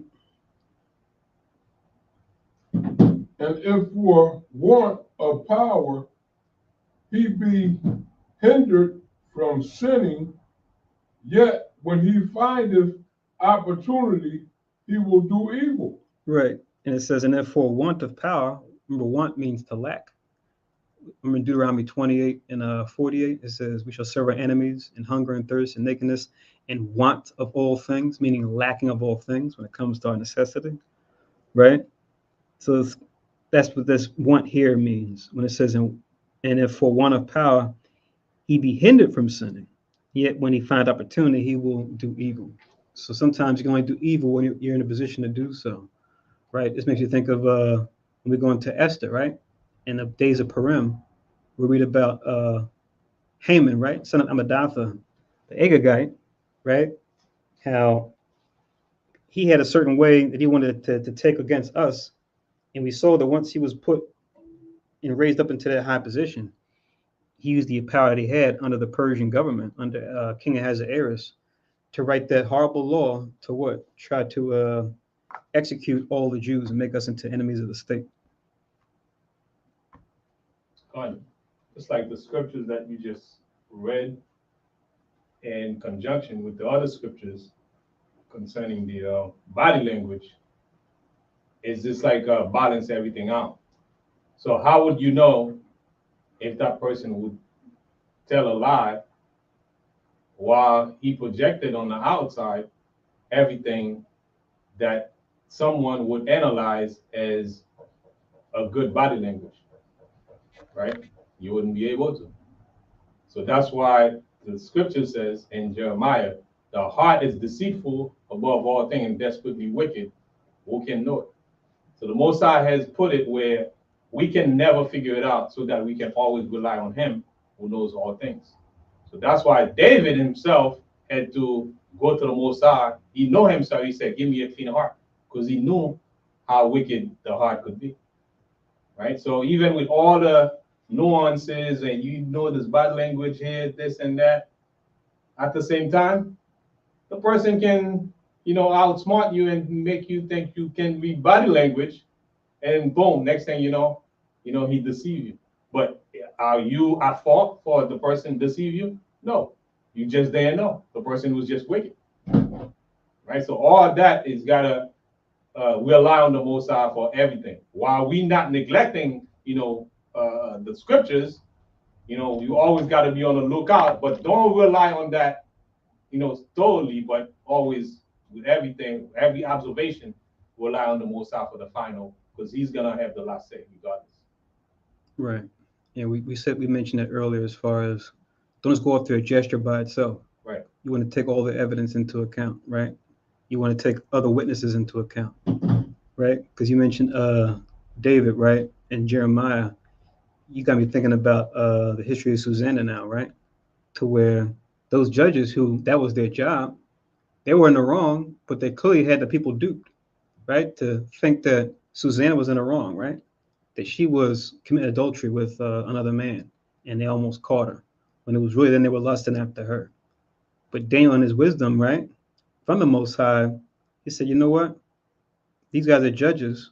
I see it, but now let me expose it. Let me apply another law to then what?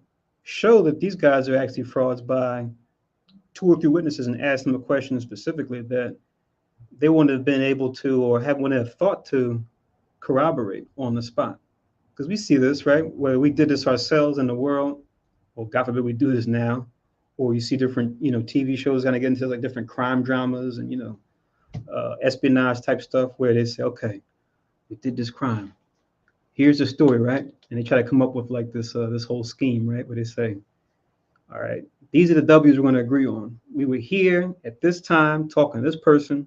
We got alibi A to back up to corroborate our story. We got alibi B. They want to do all this other stuff, right? So Daniel was wise enough to know. Let me ask them something they probably wouldn't have known or agreed upon to show forth their false witness, right? Because like you said, they were clever. This was their job. So clearly going to say, okay, based on our knowledge of how to judge matters, let's use it to get away scot-free with our wickedness. So that's when he said, okay, separate them. Now I'm going to talk to one, cross-examine this witness. So under which tree did it happen, right? You had the one judge say it was a matchstick tree, right? Moved him to the side, asked the other one, okay, what tree did this incident happen where, Suzanne allegedly was committing adultery? And he said like a home tree or some other tree. That's when everybody was just, dumbfounded, like, whoa, wow, these judges were, are the criminals. And look at them trying to falsely accuse a righteous daughter of Zion, right? And all praise, like you said, to the Most High, to give them that insight to expose them for their false witness. So we want to bring all the tools into play, right? Body language is being one of those tools, right? To try to discern a matter as far as what people say and do and why they say and do it, right? Because the more information that you have, the better. Right. Because it's like, as you mentioned, as a judge, you judge according to the law. Because as long as you follow the what the Most High prescribed in the law, then that's it. Then let time deal with it, and whatever the outcome will be, the truth will come out. Mm-hmm. But as long as we got to do everything according to the law, you ain't got to worry too much about what this person is doing and what is not doing. Let time deal with it. Mm-hmm. So read verse 29 now, Khan Gabar, 29 and 30.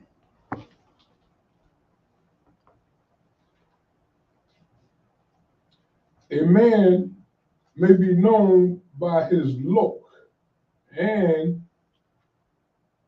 one that has understanding by his countenance when thou meetest him. Right. So he writes, a man may be known by his look, and one that have understanding by his countenance, which just means like your visage, your face, your facial expression, right? And your overall, appearance, but emphasis on your face. When thou meetest him, right? From everything from how he's dressed to how he stands to even how he's talking, the way his voice sounds, right? Or her voice sounds. That's why it says in verse 30,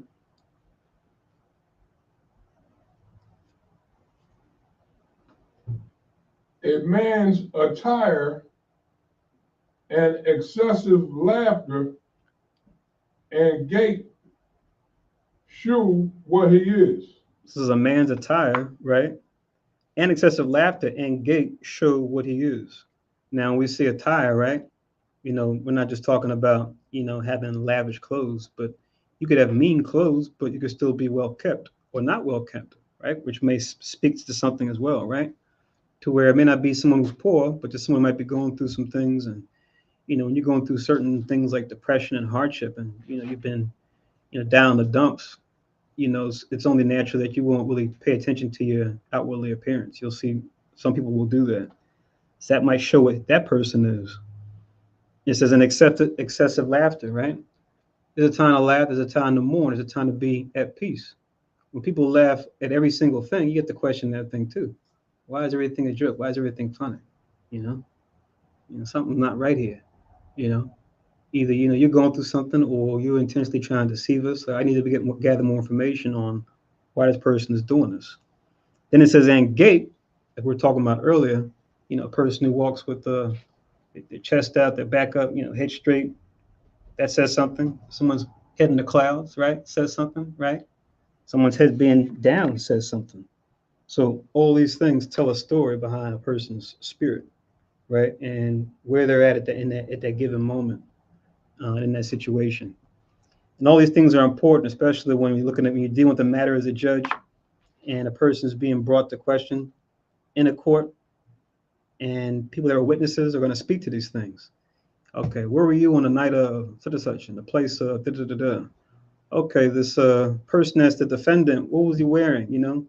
How was he carrying himself or herself, right?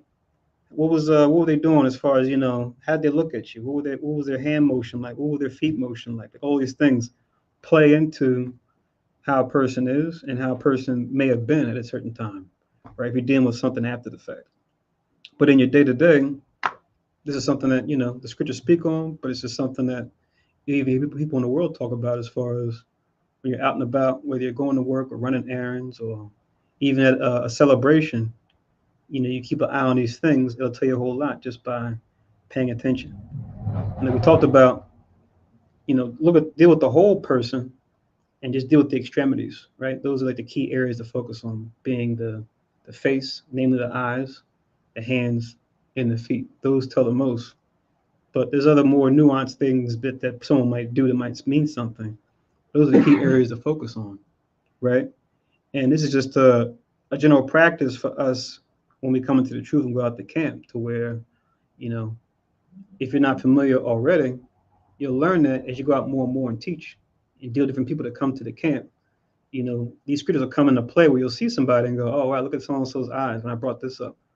Look at what they did with their hands when I said this, or look at what they fixed their clothes or did something with their hair, or they rubbed their pants, or they tapped their foot, or, when certain things come up, you'll see how their move might switch or their face might switch, and that tells us something.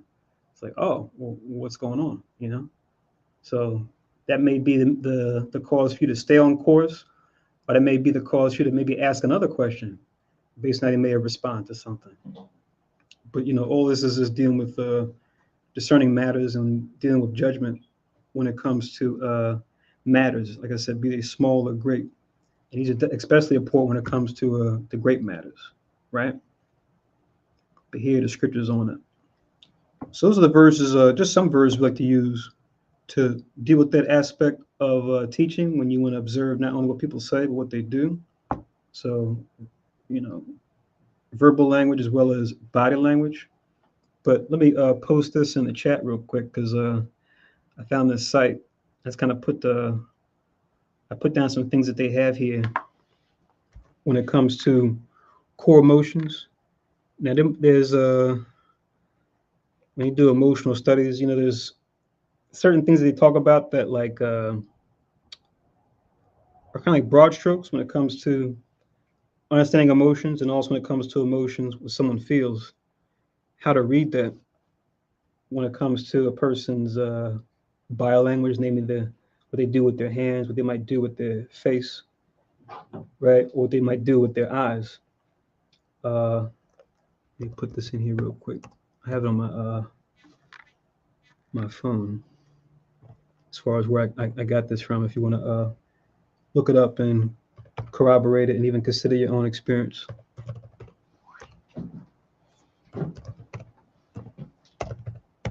from his website called iEmotions.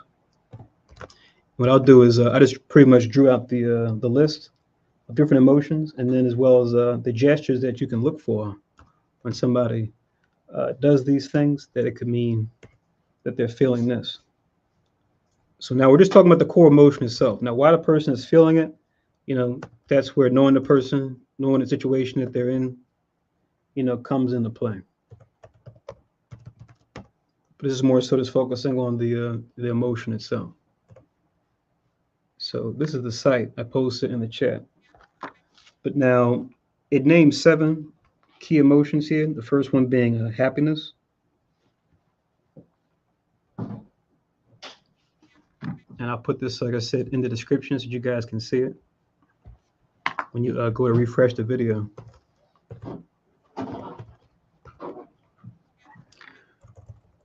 So happiness, right, is the first one. And then what they mention here is that a real smile, right, because like we were reading about before, people will take time and effort, even get in front of a mirror, to learn to act, to learn to pretend, to learn to feign, right? All so they can get a reaction out of somebody that they want, right? But when we're talking about body language, it says that when it talks about the face, it says that a real smile always includes, number 1, crow's feet wrinkles, which is like pretty much the wrinkles that are around your eyes. So in other words, you're going to smile with your eyes, not just with your mouth.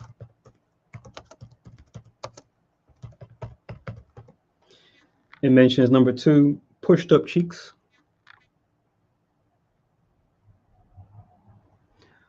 Khan, I see yeah, sure. If that link isn't opening up, you can just think maybe right click on it and just do copy paste. But if not, I can send it to you. No problem. But I'm going to give you like the core details here and just make sure it's in. I'm going to put it in the description of the video. So that's really I kind of did the hard part already for you guys. So pushed up cheeks. And then the third one they mention here is movement from the muscle that orbits the eye. So the muscle pretty much that's around your eye. You're gonna see movement there when someone's happy and you're looking at their face and trying to make sense of if it's real happiness or not, or if they're just pretending. The next one they have is anger, right? So when it comes to anger, they say when you look at someone's face when they're angry, it mentions that your eyebrows are down and together.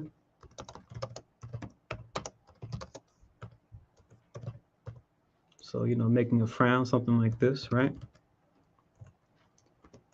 Then they say the person's eyes glare. So the eyes like flare up or they become fixed on someone or something. It could be like off into space too, just so that they're not being rude to someone, but they're just mad. So the eye's going to glare in a particular direction. Not necessarily at someone, but it could be. And then also they mention narrowing of the lips. Look for that behavior too when someone's angry.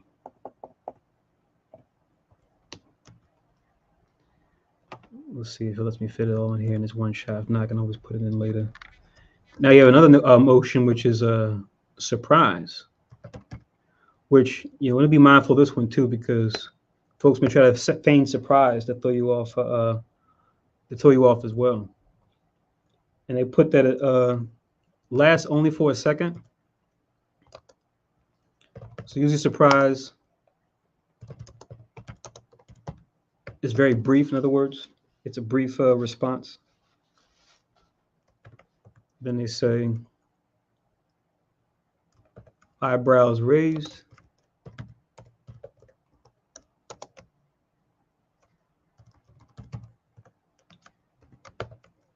Also, the eyes widen when someone's genuinely surprised by something. The eyes widen.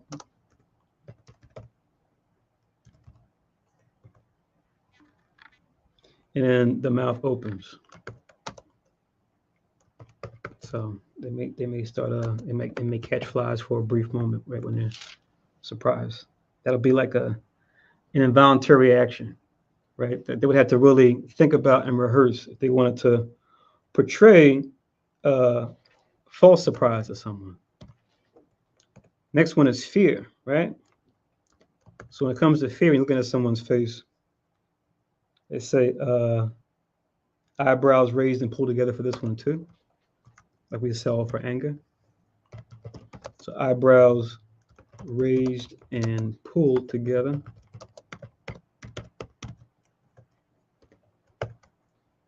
Then it says raised upper eyelids.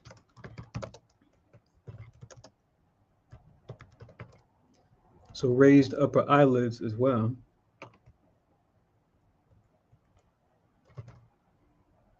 So someone that's frightened by someone or by something, there's going to be the initial response that someone has, right? That is going to be, like I said, involuntary.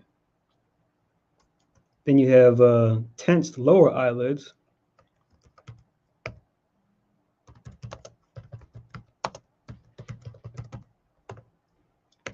And then finally, when it comes to the mouth, it says lips slightly stretched horizontally back to ears. So like not like a smile, but almost like your mouth kind of doing that, right? When you're afraid.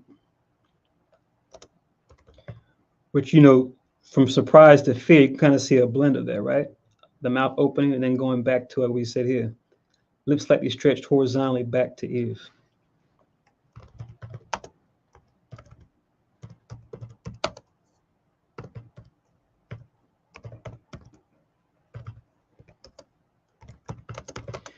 And like I said, it's very specific what I'm giving you guys now. But if you really picture this in your mind's eye, like what I'm talking about, I'm sure you've probably witnessed this or even done this yourself and just not even realized it all. You'll see it, you'll know exactly what it is without really knowing all the technicals. You'll say, okay, yeah, I could tell that person's fearful. And now when you see the specifics as far as what the face is doing, you may not be able to put a label on it, but you know it when you see it, and those kind of things. Like what they refer to as like being a natural, right? When someone's a natural when it comes to, you know, reading emotions and things like that, they may not necessarily always go through this level of detail when it comes to involuntary action, but they'll just know it. And when it comes to the being able to discern spirits with these emotions, like I said, these are just evidence to seal the deal. But with some brothers and sisters that have discerning of spirits, they may not have to look at the person, right? They can just feel it and go, someone's feeling this way. I wonder why. And they might look around and see, okay, who's the person that's feeling this way, right? Just like they say a telepath, like Christ. It talks about Christ being a telepath in the scriptures where it says he knew their thoughts, right? You have the ability to know just someone's feelings, right? Just by you being in their presence, or even not necessarily be in their presence, but you could be a distance away and just feel what someone's feeling, right? You had that ability, right? We had that ability in us. For some of us, it might just be more awakened than others. But yeah, you read about that with Christ as far as thoughts, when he would know what they felt as well as what they were thinking, even before they even said anything, and he will respond accordingly. So we got disgust now. That's the fourth one. And there's two for this. When someone's disgusted, it says their nose or wrinkling and an upper lip raised. So it's kind of like when something disgusts you, right? When you see somebody see something nasty, or somebody does something that's just it's horrible. It's usually the response you'll see in a person's face. And after this, we just got two more as far as core emotions. Looks like 7 altogether. So with disgust, once again, the fourth one, nose wrinkled, upper lip raised. Now we have sadness. It should be an easy one, right? So with sadness, they say drooping upper eyelids, right? So the upper eyelids kind of go down, right?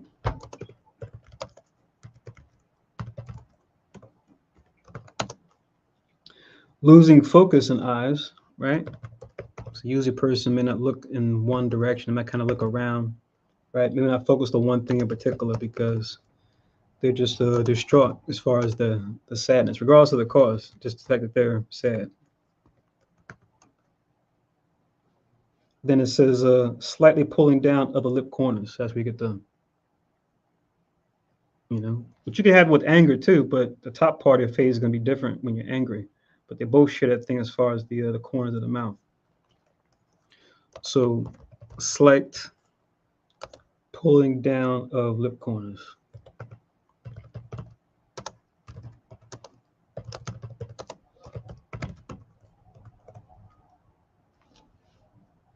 And then the last one is contempt. I just have one for this one. So for contempt, they say lip corner, so this part of your mouth, lip corner tightened and raised on only one side of face.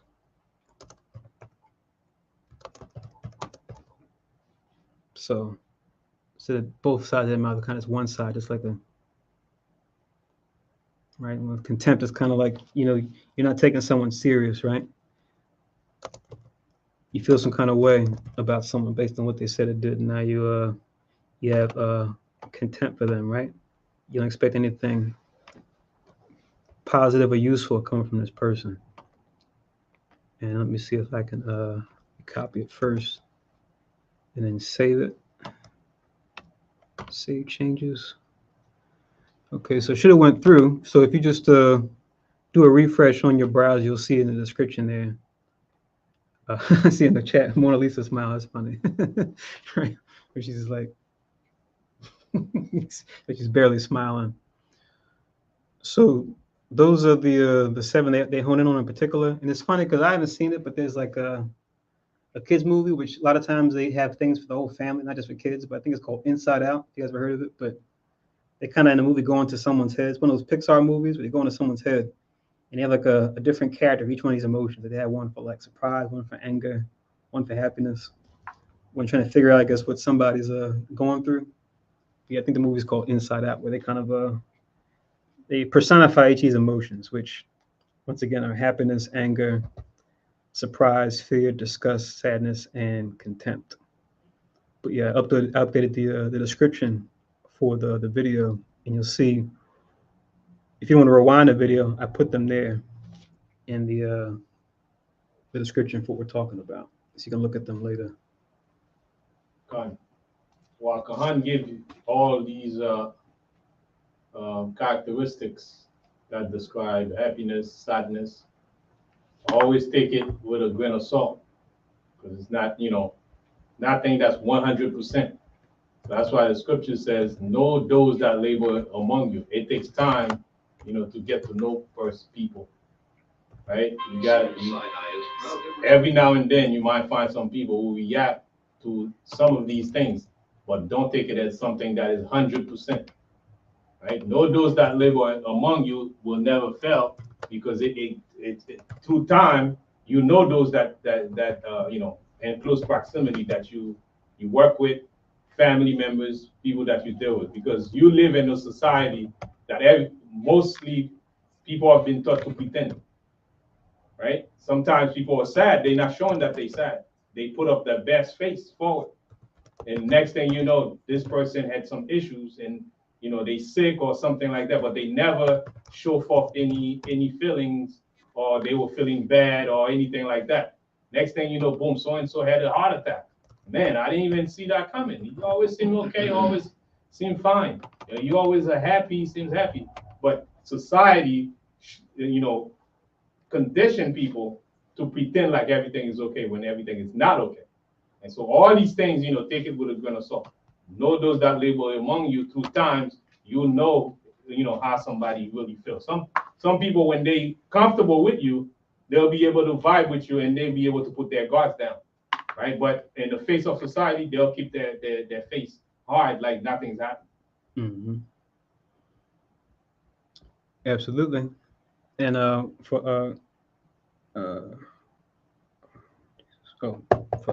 Torah, I put the link in the description as well, but I'll still send it to you. But I'm glad you mentioned it. So I put the website where I got these references from, where I kind of summarize the information in, just put it into like a list. I put that in the description as well. So yeah, all tools at our disposal. Like I said, just I like to do that when I see these different studies that they do out here in the world. I say, what does God say about this?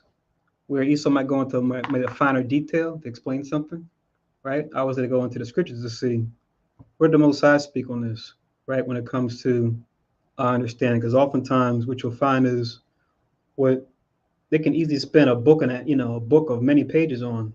You might have a verse of scriptures that pretty much just covers it in like half a chapter, or a precept in a verse will might cover what someone in the world might spend 100 pages on.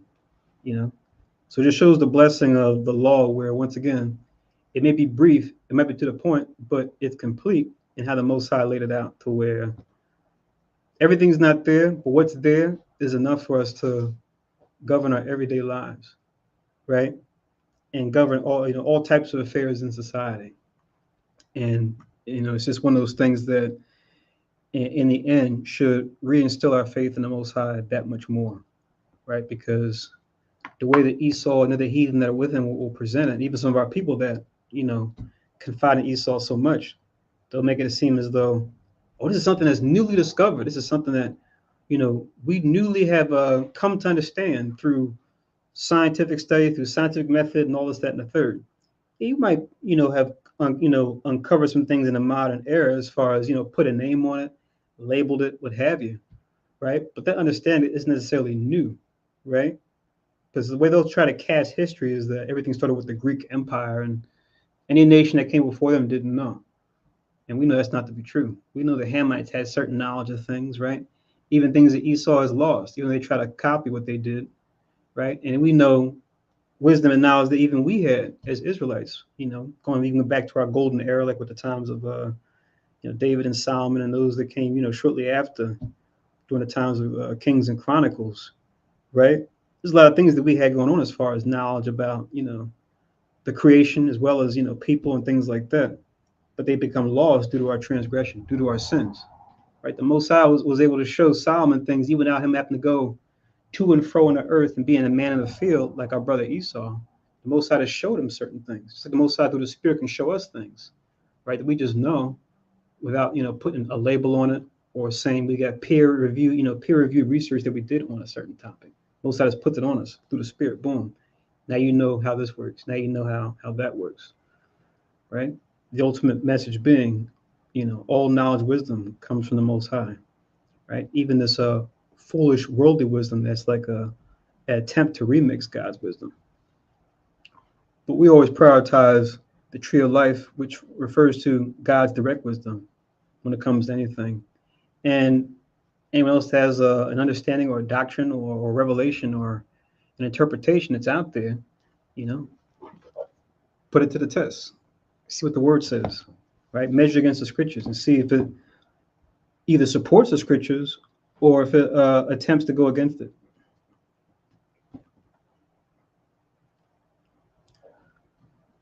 So we're a little after 11, so we'll make an end here if anyone else has any other questions or comments. But yeah, once again, if you just refresh your browser, those details I provided as far as things to look for when it comes to someone's face and their eyes, when it comes to those emotions, right? I put those in the description. And once again, it's just talking about the emotions themselves to know why someone might be feeling those things.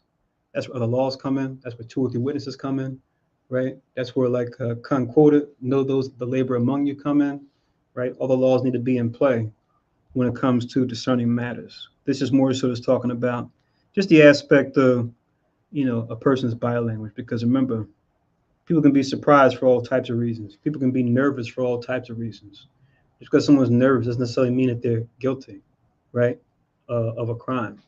That's where 2 or 3 witnesses comes in. That's where gathering evidence comes in. That's where the law says, how's it worded? It says to make sure that a thing is certain, right? To make a diligent search to make sure a thing is certain that such abomination is wrong, such abomination is wrought among you, right?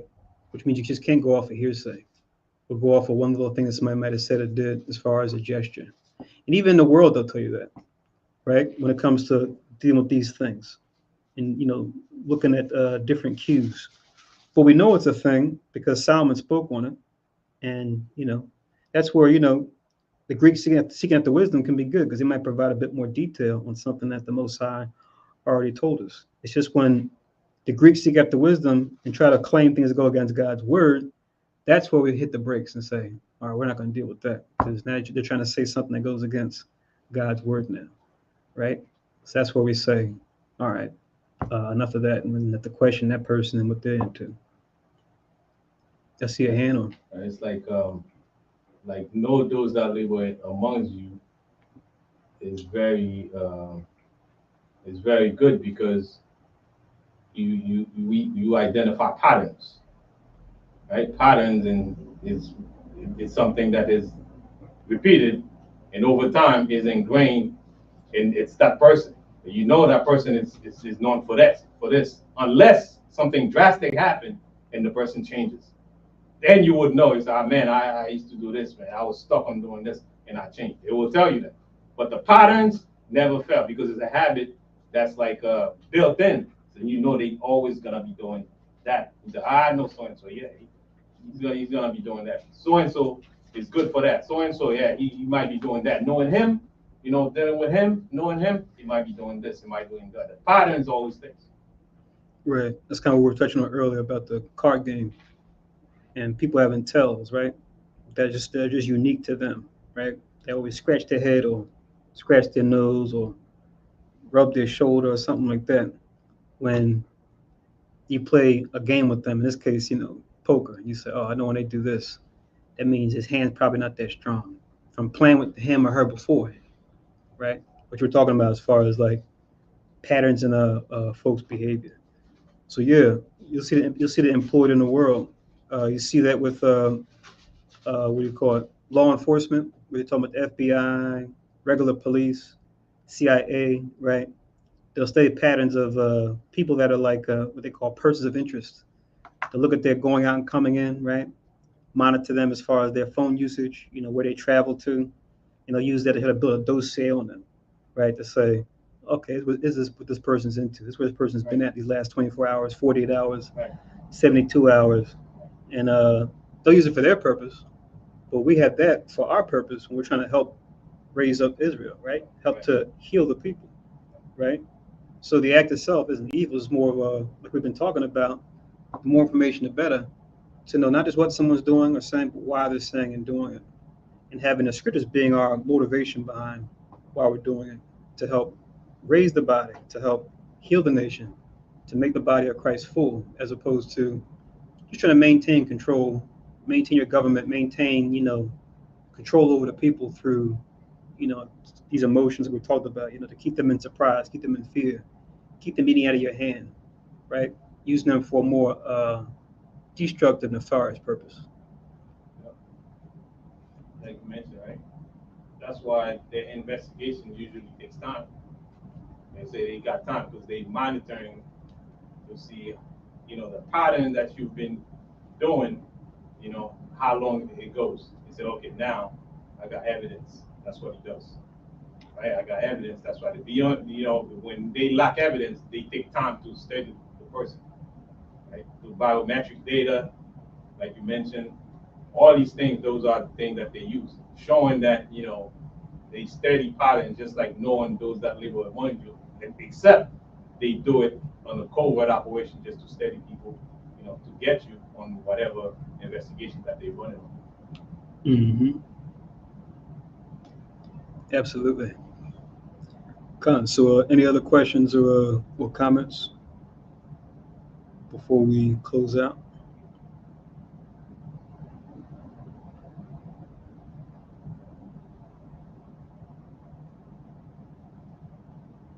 Okay, so with that, we'll say a Shah Kadash, or happy a new moon, or we'll say Shah Kadash Shaliash, or this means happy third new moon, as we see in the title here.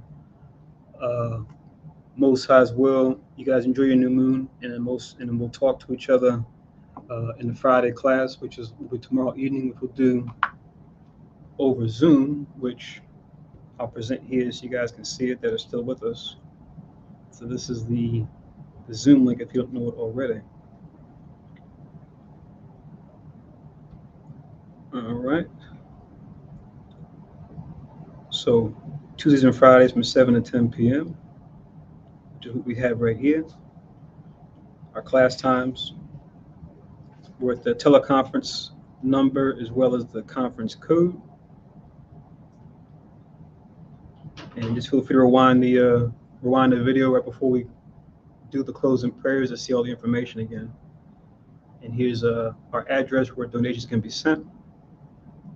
Physical donations, whether it be by check or money order, 3826B Germantown Ave, Philadelphia, PA 19140.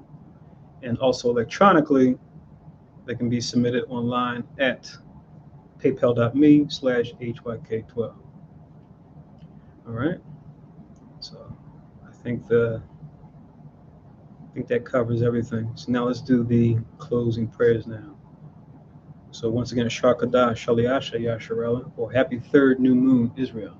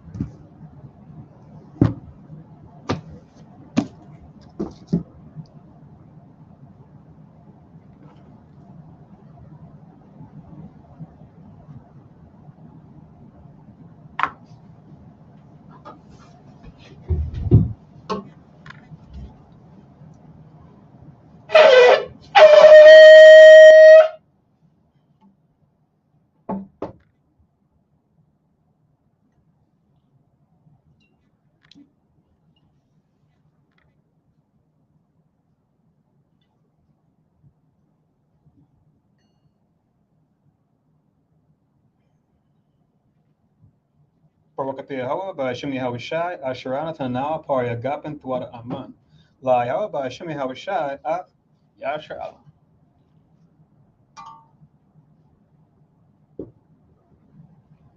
English translation. Blessed are you, Yahweh, in the name of Yahweh Shai, that gives to us the fruit of the vine. Thank you, so be it. To Yahweh, in the name of Yahweh Shai, with Israel.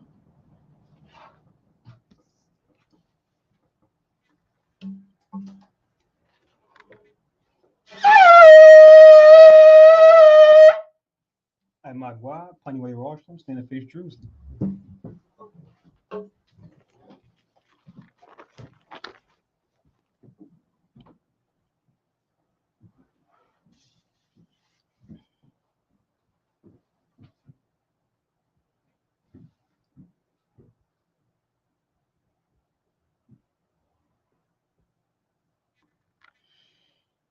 Yahweh, Ba'ashem, Yahweh Shai, Babakushai, Shemai, Lanawa, Aitha, Yamyan, Aitha, Shalak, Mike Allah, or Allahayam, Tazwadakim, La, Shemar Al, Barak, Rapah, Magun, Wa Chazayak, Banya, Yasha Allah, Wa Shalak, Lanawa, Rabian, Kakama, Rabian, Da'if, Rabian, Bayanah, Rabian, Sabalanwa, Rabian, Amawan, Rabian, Aqua, Rabian, Ahabian, Rabian, Haganah, Rochanaya, Wasalak, Kau, Katsayanawa, La'akin, Wa'akua, Wayasha'ala, Tamyad, Waiwalam, Ba'asham, Yahawashah, Tawada, Aman. English translation, Yahweh. In the name of Yahweh Shai, please listen to us now, right now. Send Mike on the righteous powers to watch over, bless, heal, protect, and make strong the children of Israel. and sent to us much wisdom, much knowledge, much understanding, much patience, much faith, much brotherhood, much love, much spiritual protection, and forgive all our sins. For the brothers, sisters in Israel, always and forever, in the name of Yahweh Shai, thank you, so be it. Four corners prayer.